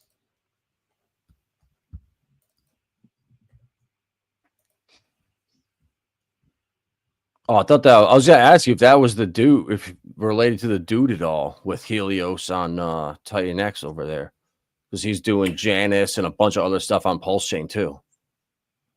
Yeah, I'm not too sure. I don't think so, but maybe. I wouldn't know. So yeah, this is just the one who's made all these websites. Oh, okay. Well, I mean, I can see your Vibra Finance. So maybe it's just, again, it's just probably one of the quirks of the blockchain. If you came back tomorrow or you refresh the page, it'll be there. I want to make sure that you've actually got the right contract address as well. AA41. See, what contract have you got there? That's not the right contract address. Oh yeah, I got the wrong one. That's fine. That might work.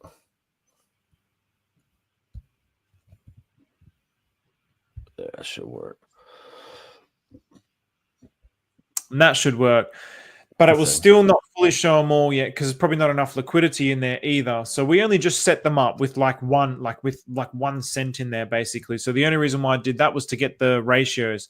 You could then, I mean, if I go a step further, when I do that, I actually take it a step further. So I'll just show you on my, again, I'll go back to mine for a second. So when I was doing that before, I would also have like a calculator. So basically if I wanted to put like,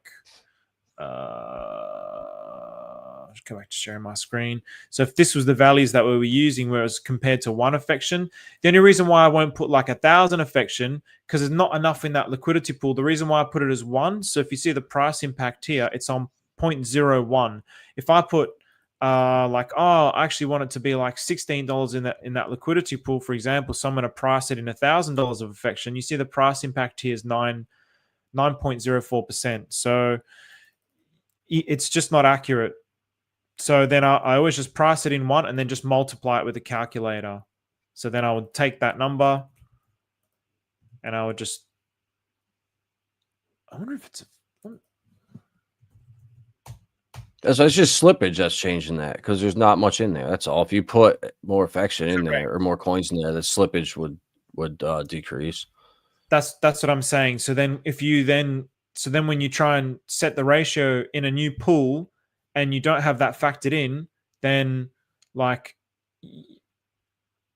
yeah, just anyway, I just do it by 1 and I just multiply it by however much I want to put in there. So yeah, so then if I want to do like $100 worth of affection, then and I'm doing 1 cocoa and then pricing it in DAI, same thing. So then I would get that number, multiply it by 100, and I would get the cocoa, multiply it by 100. So that's what I would do. So then, yeah, just add more liquidity in there now. So back to your liquidity pool, so you can add the full DAI with the cocoa with your Vibra. So I'll just add the full amount in there, and I'm going to add like now the $5 each of the. Exactly. 1 cent is a great way not to fat finger your liquidity. That's exactly right. That's why I do it. I just do it that way. It's just like an extra precautionary thing, because sometimes you might actually accidentally press the wrong button and then you'll just get arbed out in that position. So obviously though, when gas is high, this becomes like quote unquote an expensive process. So that's where I would get the calculator. So I would still price it in 1 affection, but then I would multiply both those numbers by say whatever, 1,000 or 100. And then I'll also add more pulse chain in there. Whoops. I'll just add like $5 worth. How much is $5? I will do. Oh, yep. That was good enough. So you just put like $5 in the pulse and the stable pool? Yeah. All right.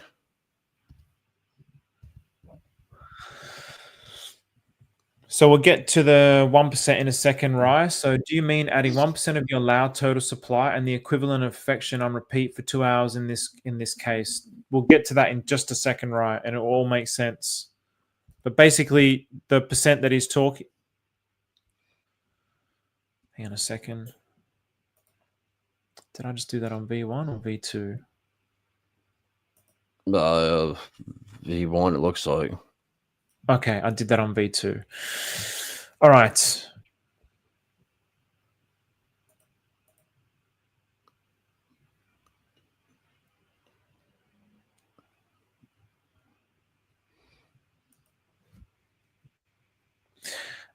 Actually, get the block explore. I mean, there's a bunch of different ways to do it, but hopefully now I get the block explorer open.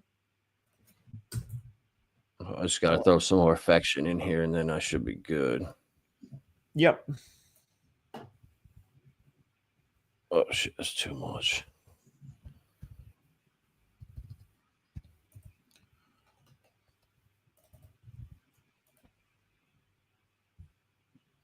Correct. You don't earn trading fees on V1. The V1 is basically just to provide a point of friction against your V2 liquidity pools. That's why, I mean, I also feel like there's probably some math where it's like maybe a certain amount of V1 is going to give you more like arbitrage opportunities where maybe there's like a percentage where it's like a perfect amount of V1 pools, but on the most part, I only just have a V1 in pulse chain and V2 in pulse chain. That's the only one that I have V1, V2.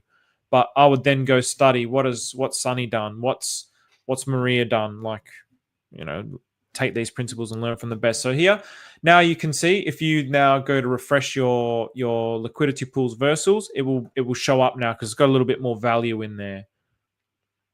And then let's just make this clear. So now, as you bring that up, you can see here, I added $5 or around about $5 of pulse chain, in both the pools, and $5 of the stable coin. And then it was basically half of that, like $160 of affection. But the liquidity is double that because it's combined this, and then it's created this liquidity out of thin air from the Coco token. So basically it's paired $5 of real liquidity, the pulse chain, to $5 of like invisible liquidity that's just been created, which is the Coco token. So you also have that on your screen, Adam? Yeah. I'm just looking at, I lost half my stables already. I put 5.8 in, but that's good because I'm up 1,000 affection. I put 1,000 in there. It's at 1,100. So I must have screwed up one of these ratios, or just putting more in that. The bots just come in and just like go crazy. I noticed that with a couple other pools I did. If the volume wasn't there, I just got crushed. The bots were just destroying the one side of my render pulse pool. So pretty much, basically, the bots will have equalized the prices. So you must have either entered the wrong number or something like this, because basically they've taken half of the value out of that pool, and now it's in the affection pool. The bots are just there all the time doing their thing. We don't have to do anything to turn it on. They're just doing their thing. So, all right, now actually you'll be able to see it straight up now. So I'll be able to see it on mine. So now go to the Block Explorer. So I always use the .exe files, by the way, if anyone at home is watching. I always use the .exe files. Now, it's already here, actually. So I can just refresh it. Where am I going? Go to the Block Explorer. I didn't... Do you have the .exe file for the Block Explorer? This one? Have you used the Block Explorer? No. Okay, so I didn't provide that link, so... So just go to gorealdefi.com.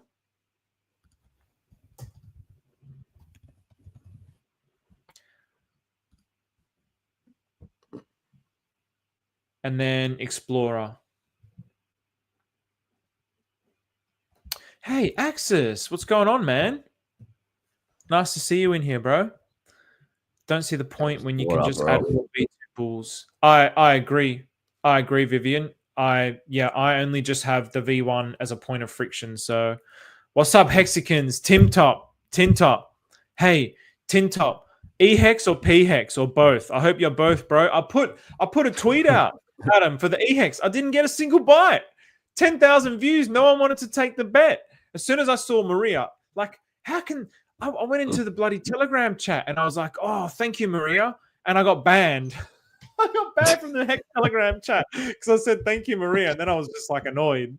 He bought 100 million E-Hex. He bought 100 million of it. He's pumping everybody's bags, and he's created an ecosystem around it, which is sucking in the liquidity with his whole Federal Reserve system. It's like it's an amazing thing. So okay, so Block Explorer. So you're on the Block Explorer. Copy and paste. I'll bring mine up because it's just easier for me. So straight away you can see, yeah, this is what the arbots are doing.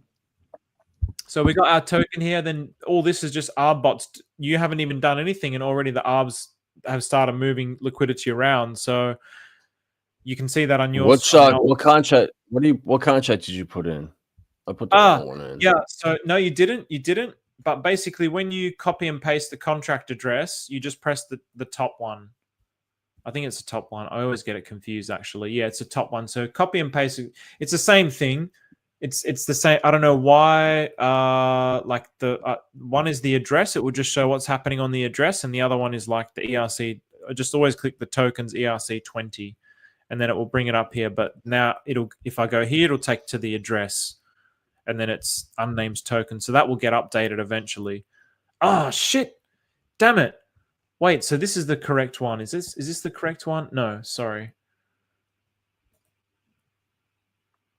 Yeah, so now this is the arbots. All right, so... Oh, man. Bro, my Explorer don't even work. Some so sick bad. calls, bro. What's going on, Adam? My Explorer is so freaking slow. I can't even pull up the transactions. Like, this shit is just crazy. Okay. Well, in any case, just watch along on my screen. Just watch my screen for a little. So, what's going on, Ram? So, here's the Explorer. I've just added the liquidity. So it's just going to show all the information. So you might want to get yourself accustomed to how this, because I still haven't fully got myself accustomed to everything in the Block Explorer. But let's just see if any more ARBs have happened. I don't think anything has happened because nothing's moved, right? So 7 minutes ago, added the liquidity. So now this is where Dr. Scam Coin was talking about the swaps and the 1%. So this is where I'm going to have to also, I will do a video on this, doing a buy bot. So I've got a buy bot where I just do this, but it's a good idea to start with just doing this with clicking. So for example, you've got 4 liquidity pools. So let's say you want to swap into the affection pool and you want to start building up the affection pool. So, okay. So at the moment, the total value of my liquidity is 359.858. So then as I start swapping in some of my Coco tokens for affection, obviously, because of the ratio, the more that I put in, the more the price slippage, and based on the total amount of liquidity in there. So you can see here, there's 5,000. It's only going to give me 5,233, but there's actually, I mean, that's because the slippage is huge because it's basically taking like 50% of the pool. So the slippage is going to be huge because as soon as you push that much, I've only got 0.1 Coco in there. So I'm trying to push more Coco into that pool than there even is in that pool. So it's it's just going to whack the ratio out. That's why the price impact is so huge. So then I would keep it into like the green to yellow area. So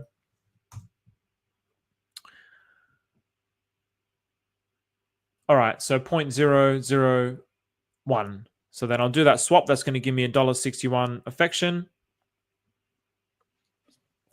And then sign that.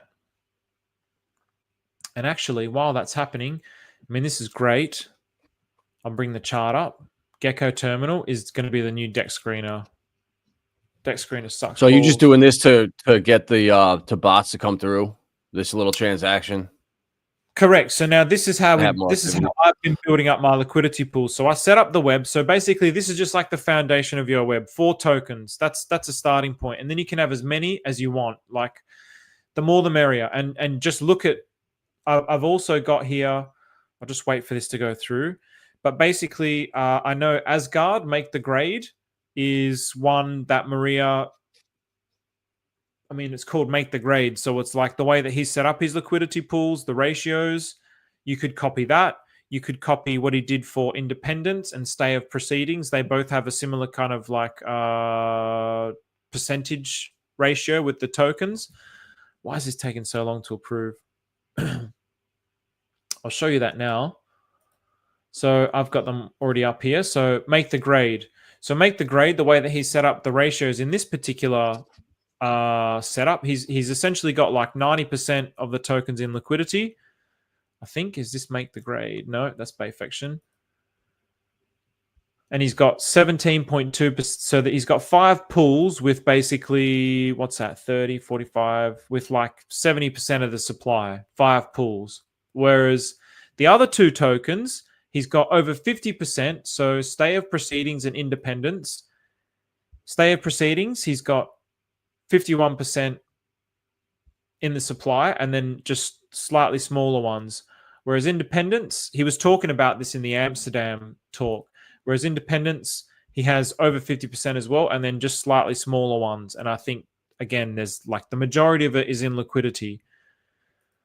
So see how the ratios are different? So basically, what's that going to mean? So with this means that the biggest pool with stay of proceedings is independence. And then the biggest pool with independence is, so in other words, stay of proceedings is going to move with independence because over 50% of it is in supply due to Hart's law. Independence, because 64% of it is bonded with, we'll figure this out here. What? Oh, shit. What? Okay. Oh, duh, of course it is. So they move together like that. All right, so this is like an Atropa Pt I setup. So, yeah, they're going to move together. They move with each other. So then I really want to go and have a look at all these liquidity pools for this, actually. Maybe I won't do that now. But yeah, then Asgard, with these 5 tokens, is going to move up with these 5 tokens. But in a less... Do you understand what I'm trying to say, Adam? Does that make any sense? Does that make any sense to anyone in the chat about the ratios? People were asking me about the ratios. So one, there's the ratio for the tokens that we created. Why is this still loading? Maybe it got wrecked. Approve in wallet. Let's just refresh. Let's also get rid of this. Someone was asking me about... I think it was Hexinky was asking me about the ratios. So that was the ratios that I was showing you guys with setting up the liquidity. Then you have the percentages of the liquidity setup. So here, the percentages of the liquidity, 51% of the supply is with independence. And then obviously, inversely, 61% of independence is with stay of proceedings. But that's with this particular setup. He'll have so many other tokens where, let's say 50% is set up with one token. Let's just say, just hypothetically, let's say 50% is set up with this one, but actually, so it'll be 50% of this supply, but maybe it's only 17% of make the grade. So that means this stay of proceedings would move with make the grade, which moves with all these, the way that these ratios are all set up. There's so many, yeah, man. There's so many odd names with everything. So let's go back to this. So now Coco, I'm in love. I bet Maria's got the first random name generator too. Probably his own brain.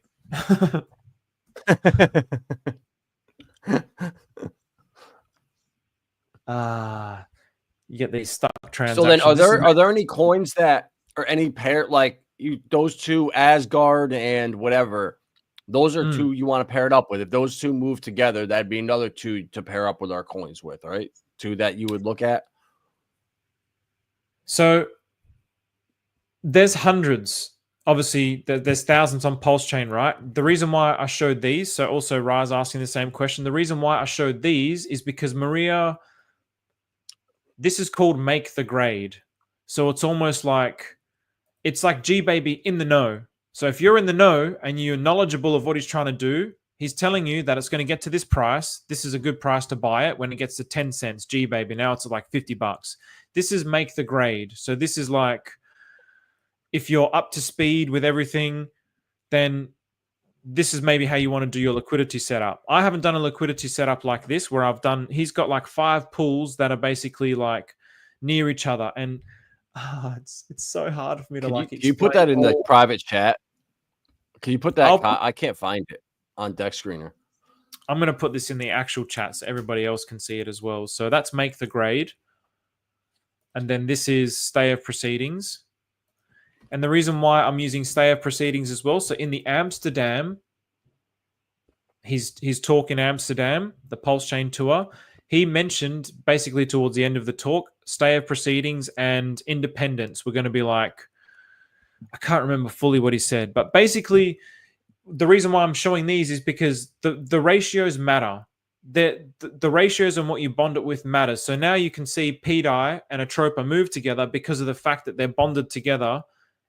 Both of them have their heaviest pull. I need to find another example. So it's like, my ability to explain it's also really not that good. Holy shit! This coin's $30,000. Yeah, What? this is the thing. This is the thing that like Sonny was really, again, Sonny the goat was really like he switched my mindset on that, because I look at that stay of proceedings go, oh, 30,000, but look at the liquidity, bro. Look at the liquidity. Look on my screen. The liquidity. I'll show you now. So I'm going to bring it up. So this I like to use both of these together. So I'll use the block explorer to see the percentages, and then I'll also use this to see like how much total of the tokens are in, because you can't see it all on the first page. And I don't want to scroll through all that to find all the liquidity pools. So here, once I bring it up on here, so I'm searching now stay of proceedings. So we know the supply is 131 max total supply. And then in liquidity, 119 stay of proceedings. So as a matter of fact, people have started buying this since the stream the other day. So people have actually started buying this. So I think there was 120 something in there the other day. So in other words, like 90% is in liquidity. So even though the price is expensive, if you look at the stay of proceedings chart, it still moves with the rest of the Atropa ecosystem, but you're not selling on anybody's head as a holder because all of it is in liquidity. There's like barely any holders, but now, oh no, that's the other one. So there's barely any holders. You see this? There's like barely any holders. But now since that stream, people have started buying it. So it seems like that's why like Sonny keeps talking about the dollar value being like, it's a fake number. It's not a real thing. It's about the tokens and the fact that, yeah, you might only own like 0.1 of it, and it might be worth like whatever that is, 3,300. But it's still 3,300 of a token that's still moving at the same rate up and down with the rest of the Atropa ecosystem, except with this, nobody else can dump on you because it's all in liquidity. Are most of them using the affection RNG? So the random number generator is created by a contract called the libmath contract that he's created. So all the Dysnomia tokens call on the libmath contract, and that's where the random number generator comes from. So these ones that I'm showing now are just like, they'll just be like creating, I mean, some of these might have some sort of special function that he has, but they'll have like a fixed total supply. But some of them, all these new ones, for example, that he's created just recently, they can all be minted. Most of them can be minted. So he's building out this whole ecosystem based on this Korean symbol, this U. So there's Luke, there's Ice, there's this ABC, but these are all like one-to-one with Treasury, but you can mint them out. So I was actually having a look at that on my the smart contract GUI as well. And then I started minting out Luke because there was like a good ratio there. I thought it was no. So yeah. So where were we with this? So did this end up swapping? Did I end up getting that swap? So let's get this swap so I can show. For goodness sakes. This is just being totally hopeless. So sometimes you'll get like this weird slippage thing where it will say slippage, and then basically I just will change the number, and then it will end up being all right. And so I'll press swap.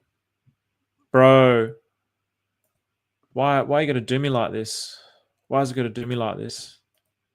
Because the price impact will be too high. There's just no way. Maybe I've got to refresh it now. I'm getting farmed so bad by PulseX. Like all these errors, I'm getting farmed hard by these errors today. This is insane. Like if I want to do like some kind of a tutorial, I mean, it's good to have the errors and get them all out of the way. And this is good, but eventually I'll end up doing another tutorial where it's like seamless. And it's just like, because really, essentially, we could have done all this in like 15 minutes, but because we've been having all these errors, and which in a way is good, but from a viewer perspective, I apologize to the viewers. There's not much we can do about this, guys. I mean, we're just getting farmed. But at least now you can see the errors for yourself. So in some kind of way, it's really... that's triggering me now. It shouldn't do that. It shouldn't be doing that. It shouldn't be doing that. Why? All right, so I'm trying to set up P-die now, so I think I got it right. Where 100 P-die equals 0.26 vibra. All right. So 1,000 Pt and Let me have a look at what you're up to. Oh, you're creating more liquidity pools. yeah, I'm about to set up a third one, but I want to make sure the ratio is right. So Okay. 1.00261. Okay, so So let that's me. right, I guess. Okay, so let's see how you've done this. So also, okay, no, this is the problem. See, because you're trying to price. Oh, you've already created it. No, it's I was just looking to see one Ah, Vibra what the ratio was. So it's remember? 0.00266. Okay, no. So this is why you had the slippage. So let's go back to this. So now we want to price everything in affection. So then do the drop down. So get rid of Vibra, and then just Oh, type I see what you're affection. saying. Okay, yeah. Okay. And now put one. And now this is what our so then this is going to be our first. So just one for now. It won't. I mean, you can do 100. This is a problem you were having. Insufficient liquidity. Did you? Yeah, customize routing. Because there's no die, so I would need to do it in the stable coin, but There definitely is die, but I think it's just no. Okay, all right. Watch my screen, Adam. Watch my screen. Just watch my screen. All right, watch my screen, and I'll explain it. So if I want to, I want to price it in affection, and I want to create. Let's say with teddy bear, or I'll do it with. I mean, again, we're just getting farmed because this is just what happens with. Because the values that we're doing is so small as well, it's kind of like not making its way through the blockchain. Okay, so all right, so here, look. So we got one affection equals this much PDI. So then in my other tab,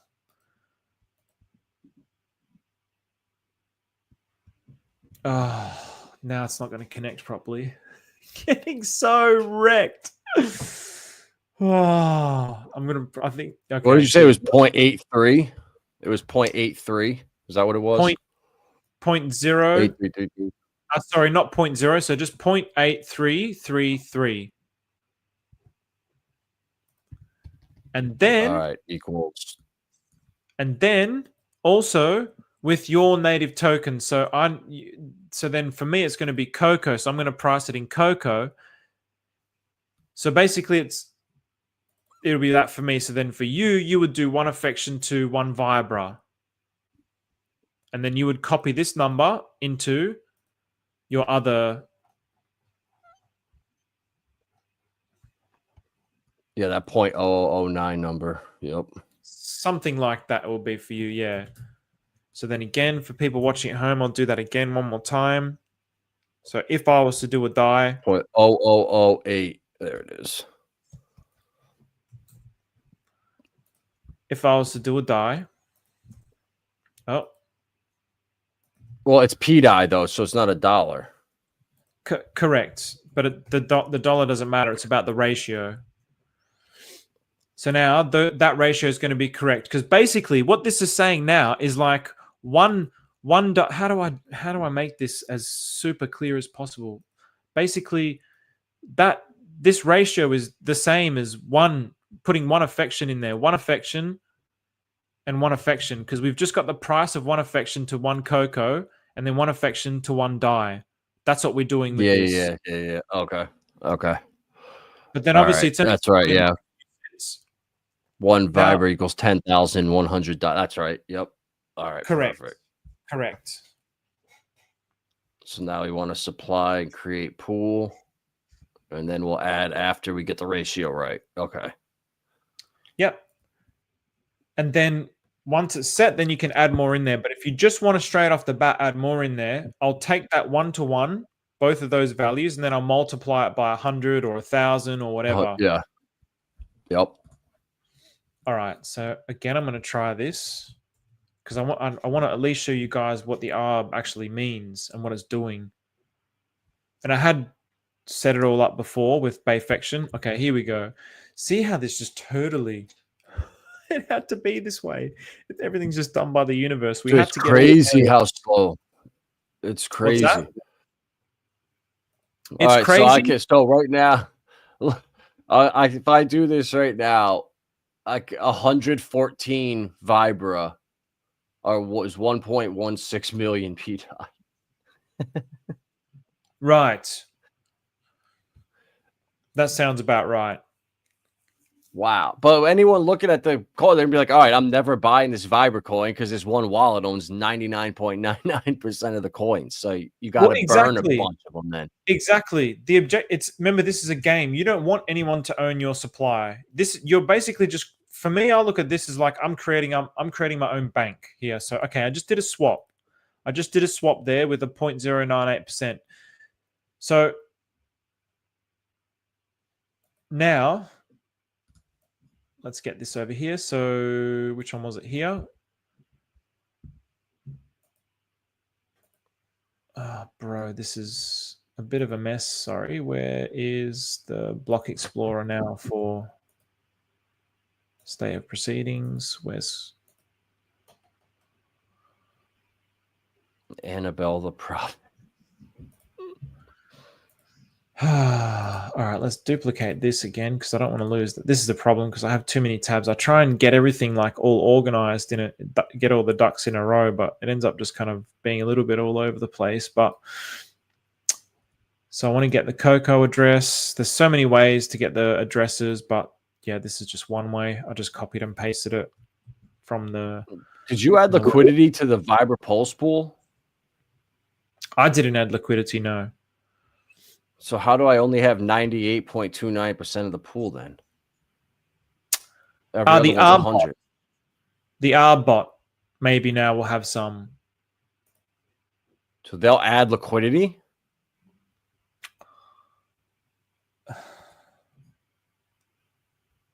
That's weird. I don't know if they add liquidity. I'm not too sure about that. Does anyone know the answer to that? PulseX takes a portion. Thank you, Axis. Okay. PulseX. But why? But then it should take the same portion out of all the pools I've created, no? Because what if you just do my screen for 1 second? It'll only have it with the pulse chain pools, right?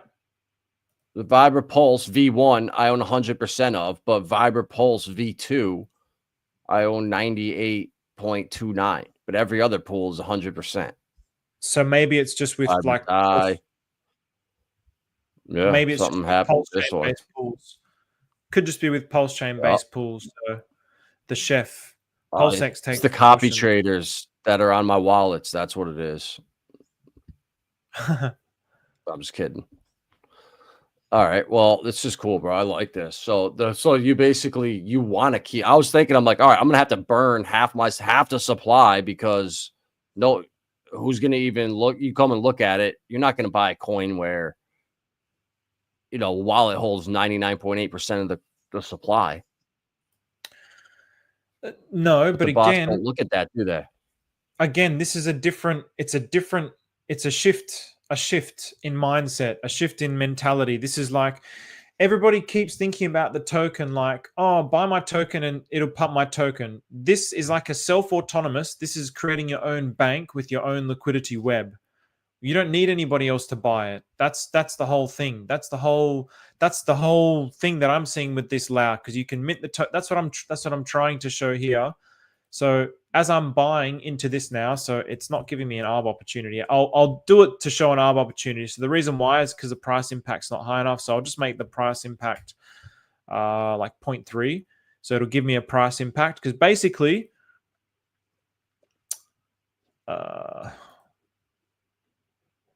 just bring up all the charts. So that was with affection, and die.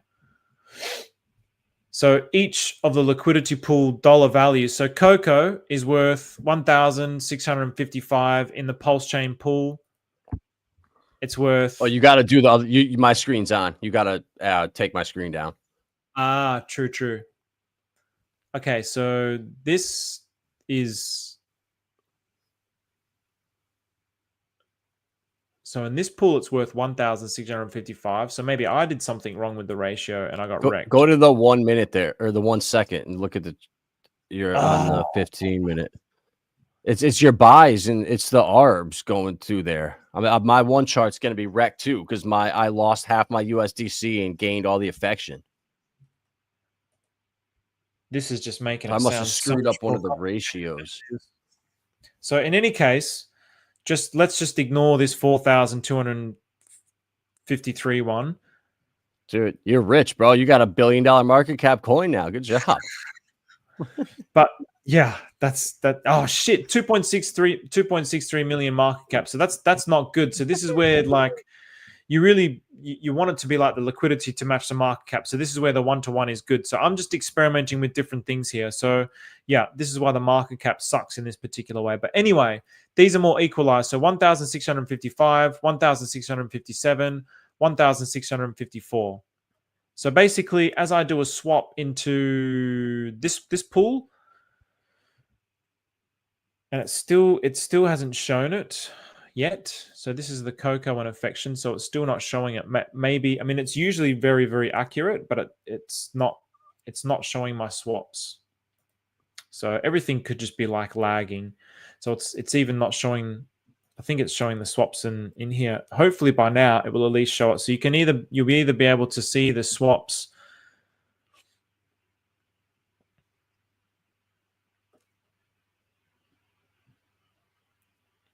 What is this?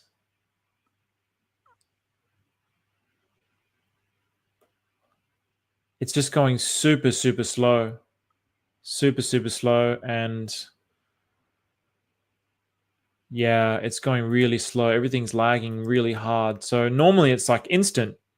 It's normally instant when I'm doing this during the day. Maybe because now all the Americans are waking up using the blockchain. Maybe during the day when I'm using it, it's like quiet. I'll just answer some of these questions. Big brain, big vision. The attempt here is not to attract buyers. The goal is to use math to build value by basing your token against others and letting the bots drive momentum. Exactly. Exactly.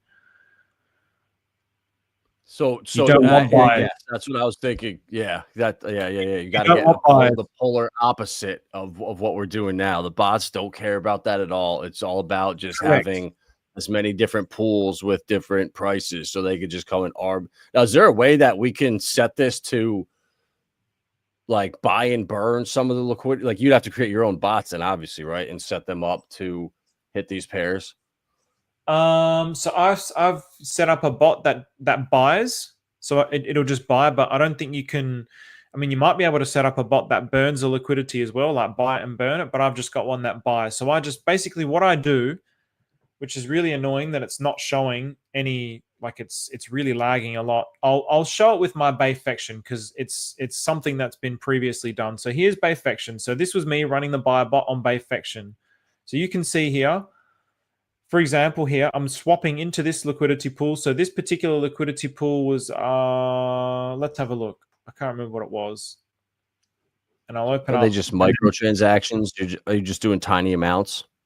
Just tiny amounts, but it's because also the value of the token is a lot, right? So I do it based on the price impact. So it's valued approximately similar to my token here, Coco. So if I could do one, and you are going to get arbitrage, but you're basically just kind of like you're like nuking the value of your token in a way by doing that. Because the more that you do that, then 98%, 89% price slippage. So then in this liquidity pool, Coco to affection, the value of this will drop a lot, which is good because it will create rate. It'll then, so let's say this goes down to like, I mean, I don't know if it drops 98. It won't drop, the value of it won't drop down 98%. It will drop a heap, right? Maybe it'll drop down to, I don't even know. Let's just say 1,400. Then the other pools are going to say, oh, wow, we've got a deal in that one, so we're going to buy this one here and swap it into this one where it's 1,600, and then that's how they equalize. So this is where when you do a swap, so I was doing it with Asgard. So all I was doing was I was swapping into Asgard. I was doing 0.003 of my Bayfection into Asgard, and then the arbitrage bot then from its, like, I don't know, infinite pool of pulse chain comes in, buys back the Asgard. Sorry, buys some Asgard, swaps it for the Bayfection. So it basically buys the Bayfection again, and then it swaps the Bayfection into the affection pool, and then it takes out 371 for its profit. So basically, these numbers here, it'll be like 14,561 plus 371. That I'm pretty sure that's its profit. So the token that gets burnt goes back to the arb bot. That's its profit. So the arbitrage then is basically calculating the difference in the price plus the gas. So basically, in other words, because of the arbitrage bots, as I'm doing this, I'm taking value out. So now this is where I'm just going to get like a, I'll just get a notepad just to kind of make it clear. So with these 0.03, let's just say there was 100 in there on one side and 100 on the other side. I'm swapping in. Oh boy, I'm taking it. My explanations are so bad. This whole stream has been so bad. My mind. You're not at all. Well, it's a lot, and it's not easy explaining all this, especially when the Explorer's freezing. You're reading chats. You're doing 8 things. It's not, bro. You're doing a good job. Like, I'm starting to understand it a lot. Like a half hour ago, I was just like, okay, this is a new language. I'm just learning. I know what I'm doing with the LPs, with the simple PRC 20s, but yeah, this is a whole different. This is DeFi 4.0, basically. Okay, so that's good. I'm glad at least it's making some sense. So then if, let's just say, I mean, this is not the numbers, but let's say my Bayfection then is paired up with 100 affection, and I swap. I'm just going to put these numbers here so it's easy, and I do 3 for 3. So then at the end of that process, in the liquidity pool, and it's not going to be exactly this, but then there's going to be 997, and then sorry, because I've swapped in. So on that side, there's going to be 103. And then on the other side, there's going to be 997 because so this side here is my LAU token. So I've swapped in 3 of my LAU token and I've taken 3 affection. And then therefore, that liquidity pool now is going to have an extra 3 LAU tokens in it and 3 less affection. But then the arb bot is going to come along and say, oh, if it's connected to a liquidity web, the arb bot's going to come along and then it's going to say, oh, wow, we've got a deal in there because now in this pool, the LAU token is cheaper than in the other pool. So now I'm going to swap into this pool. I'm going to buy that. So he's going to come in and swap, say, it's not going to be 2 for 2. So the math is going to be wrong here, but just to kind of get a basic premise of it.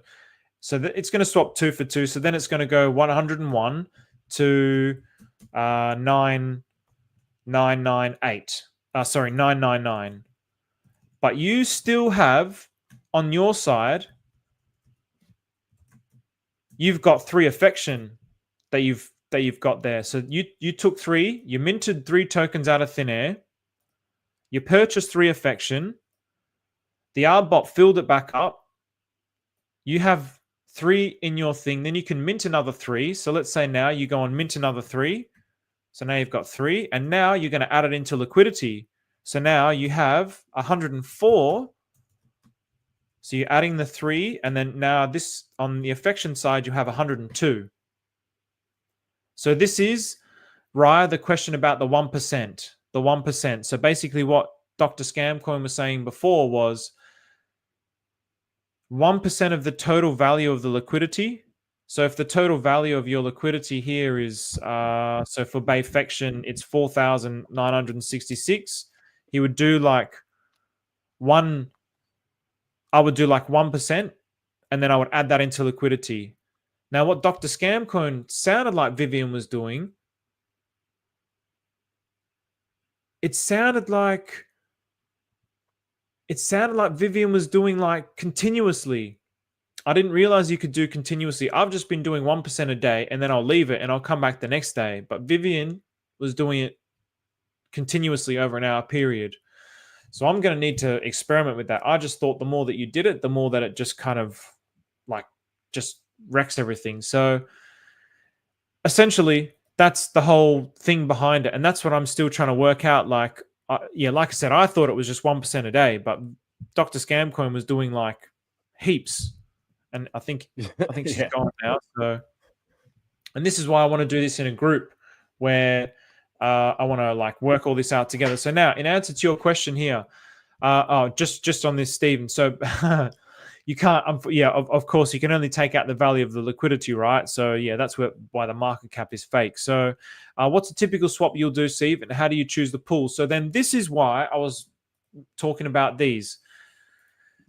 So with make the grade, they're 5 equal pools. So if I go and look at all my liquidity pools, so then this is Bayfection. So Bayfection, I'm trying to pull them all up.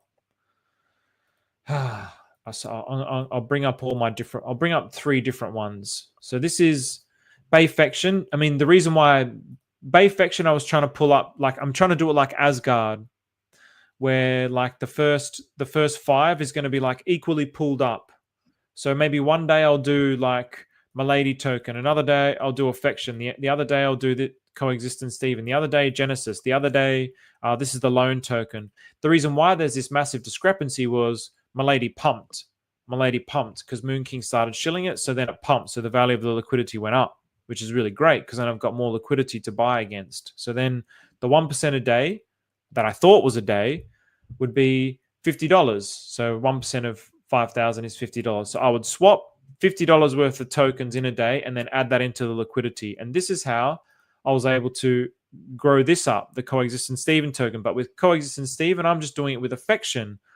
But I've also now been doing it with other tokens, but I was mainly doing it with Affection. So with Coexistence Steven, I started like deviating the plan in a way, but the original plan was just do it with Affection. And so if I was just doing it with Affection, it's going to be a similar setup to his Independence, where the majority of the supply is just in one token. So if that's the case, then this is just going to move up and down with Affection.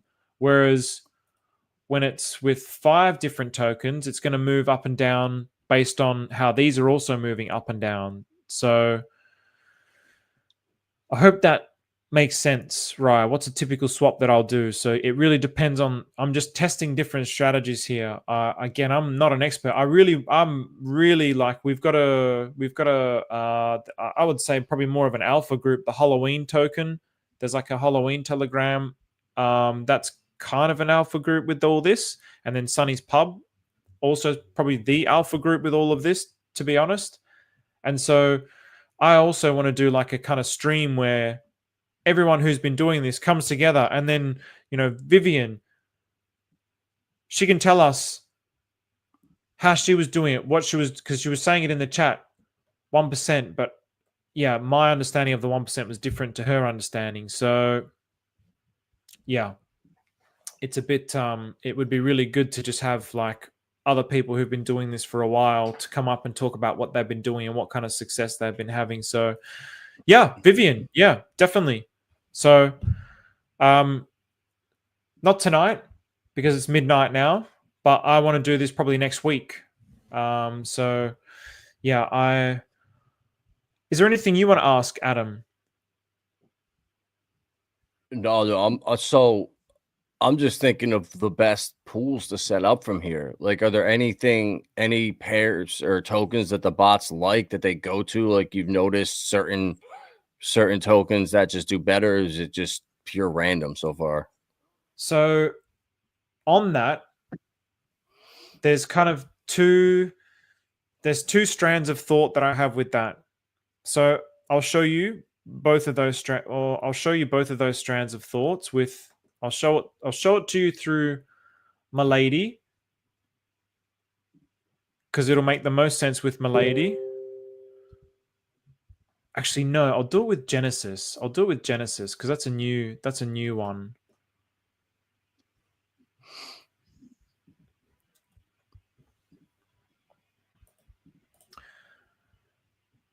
So I'll do it with Genesis because this is a new one. And it'll be the same concept as GBaby. So I'll bring it up first and then I'll talk about it in a second. So Genesis is new. And also, I mean, so this is why I like to keep track of what Maria's doing and what tokens he launches and trying to figure out what are the good ones and what's got the community around it, because then it comes down to the higher up in the pecking order that you are, the better it is for arbitrage. So for example, Coexistence Stephen, I bought early Genesis. So it was launched and I had my LAU token. I didn't spend a dime on it. So all I did was mint some LAU token. I bought some affection with it, or I swapped with Harambe. That was right. It was with Harambe. So I swapped with Harambe. It was so funny listening to how Sunny said Harambe. I'm like, Harambe, Harambe. He was like, Harambe, Harambe. I was like, that's so American. Oh. So yeah, Harambe. So I used that as a route to get into this particular token. So then I bought it up. So I made sure that I was like nice and high because it's a new token. I don't necessarily do it with a lot of Atropa because I might be I mean, there's not that many liquidity pools here, but with Atropa, hey, Sleepy J, and this is another one of Sleepy J's tokens here. With Atropa, I might be like liquidity pool number 1,000. So then this is where I'm also thinking when it comes to the PRC20s. This is how we can build up our PRC20s. So this is what we were doing with Harambe. So I could also show you the liquidity pools with Harambe. So you could say, hey, I love, I don't know, whatever PRC20 that you like. There's like a wrapped XRP, for example. I'm pretty sure Sunny's got a lot of that. But yeah, maybe there's some sort of PRC20 that you want to build up. And you could basically position yourself in a way where you're nice and high in that with your LAU token. And then so as the waves of people come in later and the value of the token goes up, that's going to drag the value of your token up. So that's what ended up happening with Coexistence Stephen when I bought Genesis. So I wouldn't have bought $4,000 worth of Genesis. Neither would I have bought $4,000 worth of GBaby. I might have only swapped in like a few $100s worth, but because I got it at the bottom and it got dragged up with it, it's taking all my liquidity with it as well. So when you ask me, what's a good liquidity pool to do? That was not a very clear answer, but basically I try and look for new kind of Atropa tokens. Maybe I also look for like PRC20 tokens. I also kind of want to I mean, if we can get this Dysnomia thing going more and more, we could even just start a group where, like this is what we did with Harambe, and we just go, all right, let's just start pumping this token. And the objective is that no one sells. And all we have to do is just buy in with our LAU token. And this is what we did with Halloween. So then if you look at the chart for Halloween, the chart is just like, I'll show Halloween because, I mean, people are still selling a little bit, but we started with this concept with the Halloween token. So I'll get it to Pulse Chain. So it's like the most, or like the oldest liquidity pool that it is. So you can see basically what ends up happening. So 1 month, 29 days, it won't matter. They're all kind of the same. So we'll do it with Pulse Chain.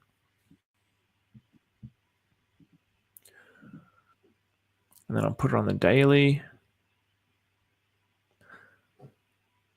So now if you get a group of people, which we were all of the same mindset, I mean, now it's starting to drop a little, and also there's like there's a lot of tokens now, right? But basically as this was going up, we just kept buying into it, and I haven't been selling it. Or maybe I sold a little bit, but I don't think anyone here is really like tanking the price, but we could just keep our energy on this. So if you've got 20 people now buying a token up and no one's really dumping it, then the price is just going to keep going up. And that's great because now you have all this liquidity in your liquidity pool that you can leverage against and borrow against and mint more. You don't need the liquidity to mint more tokens, but then if you mint those tokens and swap into if you swap into a liquidity pool, you're like swapping against your liquidity. So if everybody's doing this collectively, and then we're not dumping on each other, then you can just keep getting these charts that will continue to go up and to the right. And then that'll get bonded with everybody's tokens. It'll get bonded with all the other things that it's bonded against. So it's not it's like not a PvP thing, it's a PvE thing. So this is the stage that I want to eventually get in with Dysnomia, where it's like, okay, it's going to be a game, sure, PvP, sure, but we can actually bring our minds together and our pools together and just bring up all the tokens together. We might say, hey, Adam, you like LAUvium, I like LAUvium. Let's just start swapping into LAUvium. Let's never sell it. And that benefits both of us because we're both having that extra liquidity in our system, and we both just keep buying it on dips. And then other people come in from outside of the chain, they dump their tokens into it, and then it just keeps filling up our bags. So it'll be the same as Milady. I don't care about Milady. All Milady means to me is just liquidity in my system. But because Moon King was shilling it, brilliant. Milady, awesome. And then this is great as well for, I mean, it's extra, you know, I'm in a way, it's like helping out Moon King. But for me, it's just like another token, same as Harambe.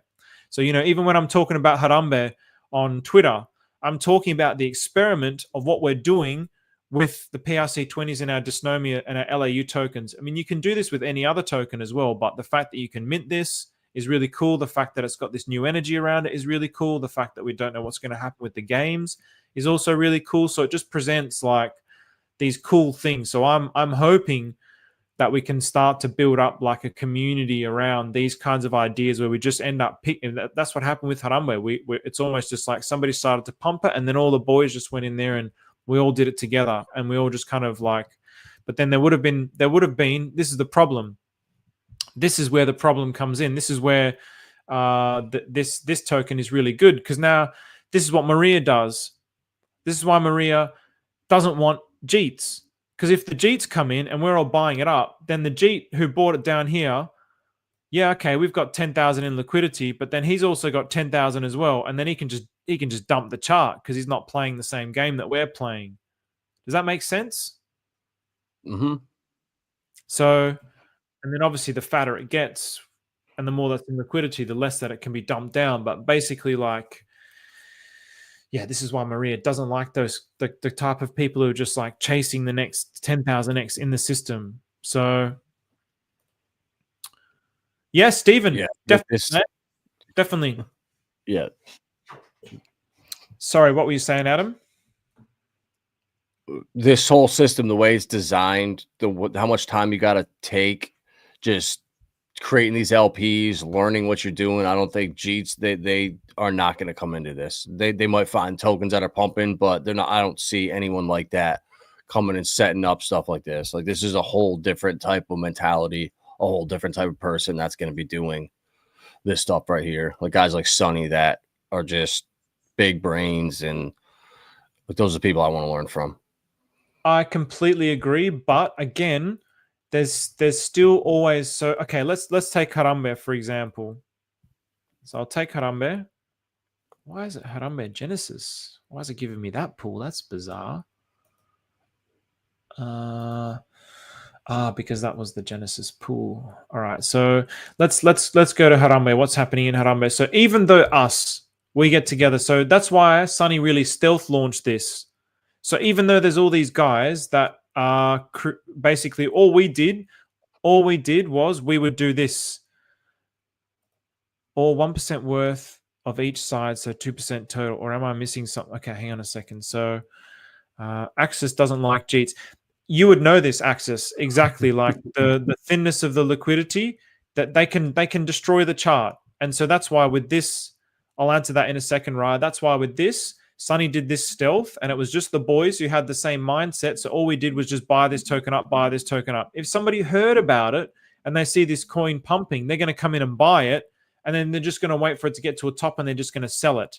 And then basically they're destroying our liquidity position. But at the same time, them selling it is okay because they're selling into our liquidity pool. So that's fine. It's not really that big of a deal. But it obviously will like slow the process down. So you want to like keep those people out of it. So that's one chart that I actually haven't looked at, to be honest, Axis. I definitely should. I'll bring it up now. So, and then 8 months. Oh, I have looked at Axis a long time ago, actually. A long time ago. And it was like it did like some insane numbers. And it was a really good lesson for a lot of people about the like liquidity. Oh wow, look at the liquidity in that now, man. Well done. 253 liquidity, but yeah, the market cap's like 42.99 billion. So obviously, like the percentage of liquidity to market cap. So this is why Richard's always telling us as well. The market cap is the oldest pair is on Pulse X. So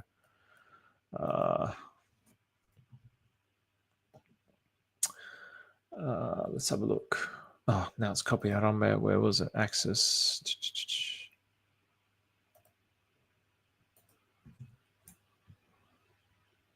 So the oldest pair is on Pulse X. Oh, that's our 9-inch Fox Pulse X. So 1 year, 4 months. Got it.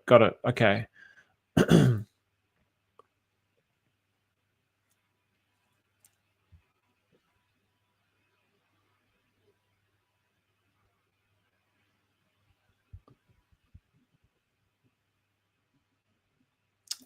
All right.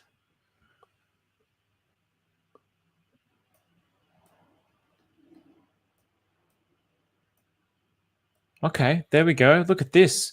So, wow, look at this kind of movement as well. So I bet you probably set up a whole bunch of liquidity around these kinds of areas, Axis. Most people will fade this coin to 1 million. Yeah, I'm sure they will. I'm sure they will. People look at those dollar signs and they get misled. It looks a bit different on log. So, all right. What is Rice saying? So for your 1% of the total liquidity worth of your LAU token, you'd choose a pool, swap half of that percentage of your token into the token of that pool and add them back to that pool. So your 1% of the total liquidity worth of your LAU token, you choose a pool, swap half of that 1% of your token into the token. Okay, so what I would do, so for example, I'll also do this. I want to have a look at Axis. You're saying this is a deep web, so I want to have a look at your web as well on the liquidity pool. So what I would do, right, is I'm just bringing up Axis there. So for example, if I was doing coexistence and affection, so I would just swap 1% total of the coexistence. So I don't take into account the affection side. So yeah, obviously if coexistence, what is, where was it? I wish it was, so 38,000. So it'd be 380. So then basically I would swap 380, I would buy out $380 worth of affection. And then I would add that back into liquidity plus the coexistence. So that's why it's also like continuously increasing your liquidity, because yeah, you're taking out 1%, but then the R bots are filling it back up. They might fill up, this is where you have to kind of like play around with how much and the different ratios and the different like slippages and the different price impact and the different size of the pools. So for example, I'm finding now as I'm doing this with coexistence, because the value of that pool is so high compared to the rest of my other pools, the swaps that go back into it, that fill it back up, are a lot smaller than, for example, with Bayfection, because the swaps are like they're tiny. So because the value of the pools are relatively all the same, then it can swap from this pool to that pool. Whereas if you have a pool that's worth like 10,000 and a pool that's worth $1, the swap between those two pools, I might be buying out $20 of affection from that $10,000 pool, but then there's not $20 in that other $1 pool that it can draw from to fill it back up. So that's where like dragging them all up together that's why I'm experimenting with dragging them all up together in the same way that Maria did with Asgard, make the grade. So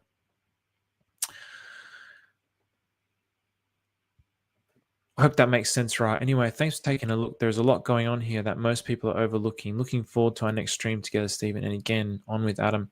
I don't think we've actually had a stream together, just you and me, Axis. So yeah, man, definitely anytime that there's a stream, we've been in DM. So what was I having a look at? Did I end up? Damn it. Was that the address? I opened it up and started to go. It was, but I forgot to press search. I think Axis, you've probably got even better tools than this. Maybe I've seen Crispy's website. I saw you showing Crispy's website, which looked insane, where you can actually see the liquidity webs. That was like, man, that's what we need. That's the next step. Let's have a look here.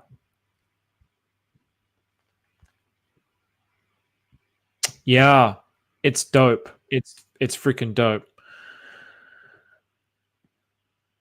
Oh, wow. Okay, so there you go. So 2.4 million in liquidity with Axis. That's nice, man. Nice. Well done. So 2.4 million in liquidity, 95 liquidity pools, UFO. Whoa, look at that. Nice. So there's like a nice spread as well. And there's always this. So basically, I mean, our bots they're pulling it from somewhere. So they're always pulling it from like out of this pool to fill up that pool. So that's why, again, that's why the 1% is kind of like a magic number, because if I end up swapping like 100%, it'll drain like too much of the liquidity before I add more back into it. So it's like there's a game to it. So all right. Any questions, Adam? I think I might wrap this up now. Or any questions in the chat? Anything that people want to get answered? I'm going to keep doing these kinds of streams, and again, the process of explanation is going to get more and more refined over time. So it'll just be like, oh wow, I can just watch. But I think what was really good about this particular stream is we pretty much had all the errors that you could possibly have in the process. So then, when people try to do this process themselves and there's going to be some kind of error, they're going to at least know, well, that's what the error was, without kind of like, something went wrong. But I know people will probably still end up asking, like, how did this happen? Or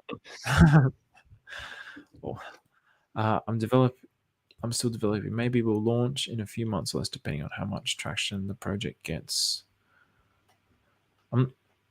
Hex what? Gonna watch that stream for sure. Nice, man. Well, good on you, Hexwat. Keep developing. So yeah, I mean I like people making tokens and stuff like that, but my way of doing this is I want to be like all self-autonomous stuff. We got a couple of questions here which I'll round up with. I want it to be like self-autonomous and self-reliant, and basically just plug in to the system that we already have. So I've got this Atropa technology.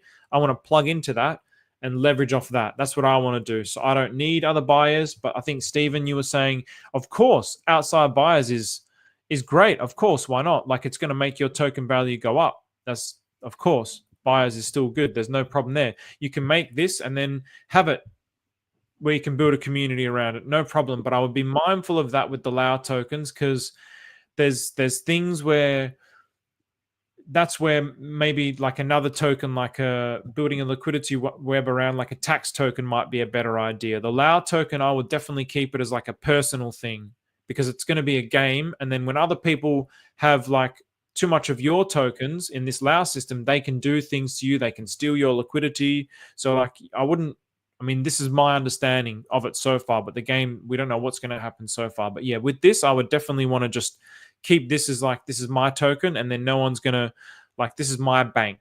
But then this bank you can use to then feed into your community token, which might be like a tax token, for example. So that was a lot to take in, but I was glued to the screen the whole time. Oh man, thanks, Sergey. It was good to see you in here, bro.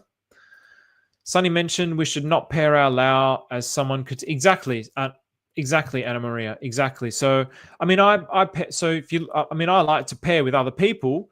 I see no issue with that. But then if there's like too much, they can do what they want, really. I mean, if I wanted to steal someone's liquidity, I could like steady putt the pup with a steady nature. I've got a liquidity pool here with him with like 25. I could just sit there buying out his tokens, and just continuously like going through that process of buying out his tokens and then filling it up in my liquidity pools. You could play that game and it's going to draw off all of his liquidity, and it's like going to eventually like maybe suck all of his supply into your system. and then you can maybe do something to him in the game, whatever that game's going to be. But we don't know what the game is going to be. So I mean, I don't really want to. Yeah, I don't know what the game's going to be, but for now, I'm just focused on trying to present the potential of this as like a PvE thing, how we can work together to like mint our tokens together and build up PRC20s, how we can create our own bank that's for ourselves that we can mint and just draw from. Not HexWatt.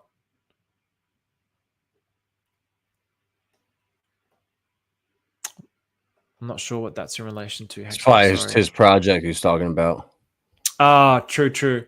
I'll rewatch the beginning that I missed. I've just got to get straight how much of each token I'm adding and what ratios. Yeah, go back to the start of the stream. So the ratio is obviously going to be so the ratios as I showed it a few times, creating the ratios with the liquidity pools, and then obviously if you're talking about the ratios from the context of the percentages of how much of your supply with other suppliers, then that's something that I don't have the answer to. There's different ways. Like I said, there's this way, the Asgard way, where there's like 5 big tokens that are dragging it up. And then there's the stay of proceedings way, where there's 1 big token, but then these are connected to each other. So then like I said, he could also have another. So these are like bonded together heavily, but he could also have, let's just say, another one where it's bonded to something else where it's only like 10% of the supply. So all those supply percentages and stuff make a difference. And this is why I'm just like Sunny's the only one that really gets the percentages, I feel. I mean, I'm still trying to wrap my head. I mean, obviously I think Maria gets it, obviously, but I think Sunny's the only one that really gets the percentages. And for him, it's very simple. But for me, I'm just looking at this and I'm like, okay, I get it in principle, but not in the exactitude. Last time you looked at some tokens, did you see the A1AK LPs? Is that better? I didn't see. I'm gonna have to find it quickly. As long as there's more, man. As long as there's more, then of course it's going to be better. That's all I'll say. So that was pretty much the thing that I was saying. Which one was that? Here we go. A1AK. I'll just do this very quickly. This is the problem, man. I'm a sucker for answering all these questions as well. I really want to help you guys, and then we all learn together, right? But my hope, my wish and hope is that other people will end up like, everyone looks to me like I'm some sort of authority on this, but I really am just like you guys. And I actually genuinely, I'm cutting into, I mean, I'm making the choice, but you know, we all work, and I'm basically choosing this as my work instead of my actual job, which for better or worse. But I'm really hoping like we can sort of generate an atmosphere where other people are going to be like teaching me as well. Because yeah, this looks great. Heaps more liquidity pools. Awesome. You got 52 there. Nice, very nice. Good stuff. You still live. God love. You have to watch the recorded Coco for the win. Sunny invented the Coco and it's just stuck, so I had to do a Coco. So it's very beneficial to be. Is it very beneficial to be buying more tokens to add to liquidity over just swapping your LAU? I mean, they both do different things, right? So if you don't have a lot of money, or if you don't have a lot of tokens, then obviously you can just build it up over time with the LAU like this. But then if you do, which is probably something that Axis would have done, is he's kept filling up his liquidity pools as well with outside liquidity. So that's also good. So if you're filling it up with outside liquidity, then you can do bigger swaps. And this is where like the value of these tokens. So like this Coco token now, it's expensive, but let's just say I don't swap any of the tokens out, but I just fill it up with shitloads of liquidity in all those pools, and I put $10,000 liquidity pools for days. and then I start swapping it in and taking advantage of the arbitrage in that particular way. So yeah, it'll just start small, and then your mind will start to get more attuned with it. So yeah, so the more liquidity means the more the more that you can swap out of it, the more that the arbitrage is going to fill back into it. Hope that makes sense. No worries, Stephen. Our biggest issue is the inefficient smart contract plaguing change. Yeah, I mean, I'm seeing this now already, man. So, Crypto Wash, good morning. Did you guys discuss the quick video that Maria put out last night on YouTube in reference to his treasury is better than your treasury? Just showing slippage between treasury and teddy bear. Crypto Wash did not, but yeah, that's some alpha for you guys. Let's just. I was going to do another video on that, but I'll leave this with you guys now. So this is what I started to do today. So I think Luke was the one that I did it with. So Luke and treasury bill. So in the contract, a lot of these new tokens that Maria created. I'll just show you now, and I think this is why he was showing it with teddy bear. So basically, oh, that's not too bad. That's a good little swap. No, it should be, yeah. So basically, all right. So this is a great little arbitrage opportunity. So Luke, so in the contract, and I'm not going to go into this in this video because it's going to take too long to actually show that process. So I'm going to do another actual video on this. But basically, you can swap in the contract one treasury bill for one Luke, one treasury bill for one Fed, one treasury bill for whatever the list of all the new tokens were. There was a whole bunch of them there which have a mint and a burn function. So you basically swap one treasury for one Luke in this instance. So if I swap one treasury for one Luke, but then I can swap.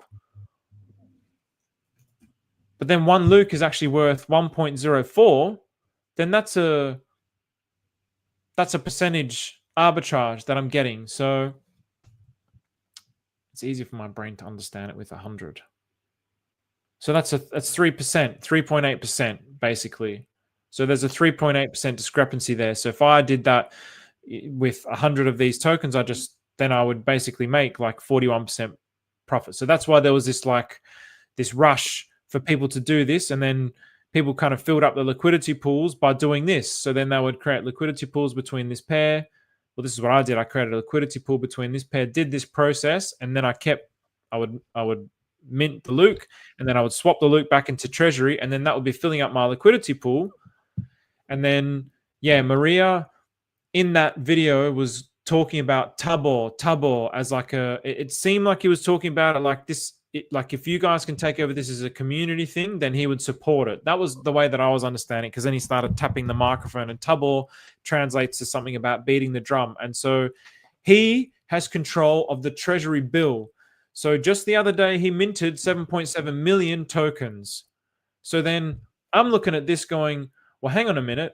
I could maybe one day he just decides to pump the Luke ecosystem up for whatever reason. I don't know what, in some way to balance it. And if you've got that in liquidity and you're one of the first liquidity providers, and he mints $1 million worth of treasury bill and then starts swapping that into the Luke token, I mean, that's pretty epic, right? So I think that's what he was trying to get us to do. So I was doing that today and trying to figure all that out. So I'm going to show you guys that maybe not tomorrow, maybe the next day. But to be honest, I think all the arbitrage opportunities are almost gone. I mean, here there's a 3.8% one. I think Fed was another one. Oh, yeah. So anyway, and then plus so anyway, we'll leave it at that. So awesome, Adam. Oh, no, what happened? Where's Adam? Oh, no, what happened at this stage? Here we go. I'm here. Awesome. I was still here. Yeah, I accidentally took you off, man. Yeah, bro. All right, well, we got that set up. Is it making... So, okay, you tell me now then, what's your next steps for your LAU token? How do you see this? What's your takeaway from this about the power of what you can achieve from this? I really like it, bro. I think there's something to this, and it's all about, player and power player in the future, not player versus player. We're so used to that in crypto. And this is like, it's you have to get everything you pretty much learned about LPing and what we've been doing with like the PRC 20s and trying to create pairs that bring in a lot of volume so we can earn more fees. But this almost seems like I want to go and start really paying attention to the new projects, the new coins that Maria's launching, because if you can just take a small gamble with some of those, and some rug, great, but if some really start to take off like Treasury Bill has and these others, if you get in super early, you know, you're $10, $20 worth at the bottom. If they go to a couple $1 million in market cap from, you know, 20, 50, 80K, that's significant gains right there. And you don't have to do anything. Like, you're just literally creating opportunities for these bots to come and basically and just pay you a little tip for using your service in a sense. So I'm going to really look into the new tokens that are getting launched with Maria and start to just pair them up just little bits and, you know, go buy some on the market, pair it up, and hopefully have, I mean, I don't know if there's too many LP pools you can have, if there's you know, not enough, or if there's like a sweet spot. I don't know yet. This is all brand new. So, you know, I like it, man. It's just endless opportunity, I think. I don't fully know if there's a sweet spot. I've always done around about, I guess I'm experimenting with that too. So I've got one with like about 30, I've got one with about 50, and then I've got one with like 150 or nearly 200. So I'm even experimenting with that. But I think the more the merrier. And then I think this is where and then this is why I brought up stay of proceedings and independence, because again, Maria, like, it's almost like that was the conclusion to the Atropa ecosystem in a way, the way that he was explaining it in the Amsterdam talk. It was almost like, so I would look at that and how many liquidity pools he's got there and maybe start basing it off that, like use that as a precedent. And then again, with the new tokens, the fact that you can mint a token out of thin air, swap into your pool, which is like your saving. And then with that, the arbot's filling that pool back up, and then you've got these tokens, and then you buy those new tokens. So you didn't need to bring outside liquidity into it. You're basically you're borrowing against your liquidity and your liquidity pools, and the arbots are just filling it back up. So it's almost like free money in a way. Yeah, that's where I'm still a little bit confused on how to exactly mint those tokens. So I take my LAU tokens and I can now mint them one-to-one with other tokens in the ecosystem. Are there certain tokens he has that allow? So ignore the last bit there, the Luke and the Treasury Bill. I'm just talking now, like, from that perspective of that example that I was showing with the actual. I feel that this is important. So I'll finish on this. So yeah, when you have 100 of your Vibra and 100 affection, and then you swap 3 affection, 3 Vibra, and you get 3 affection, then the pool's going to have 103 Vibra and 997 affection.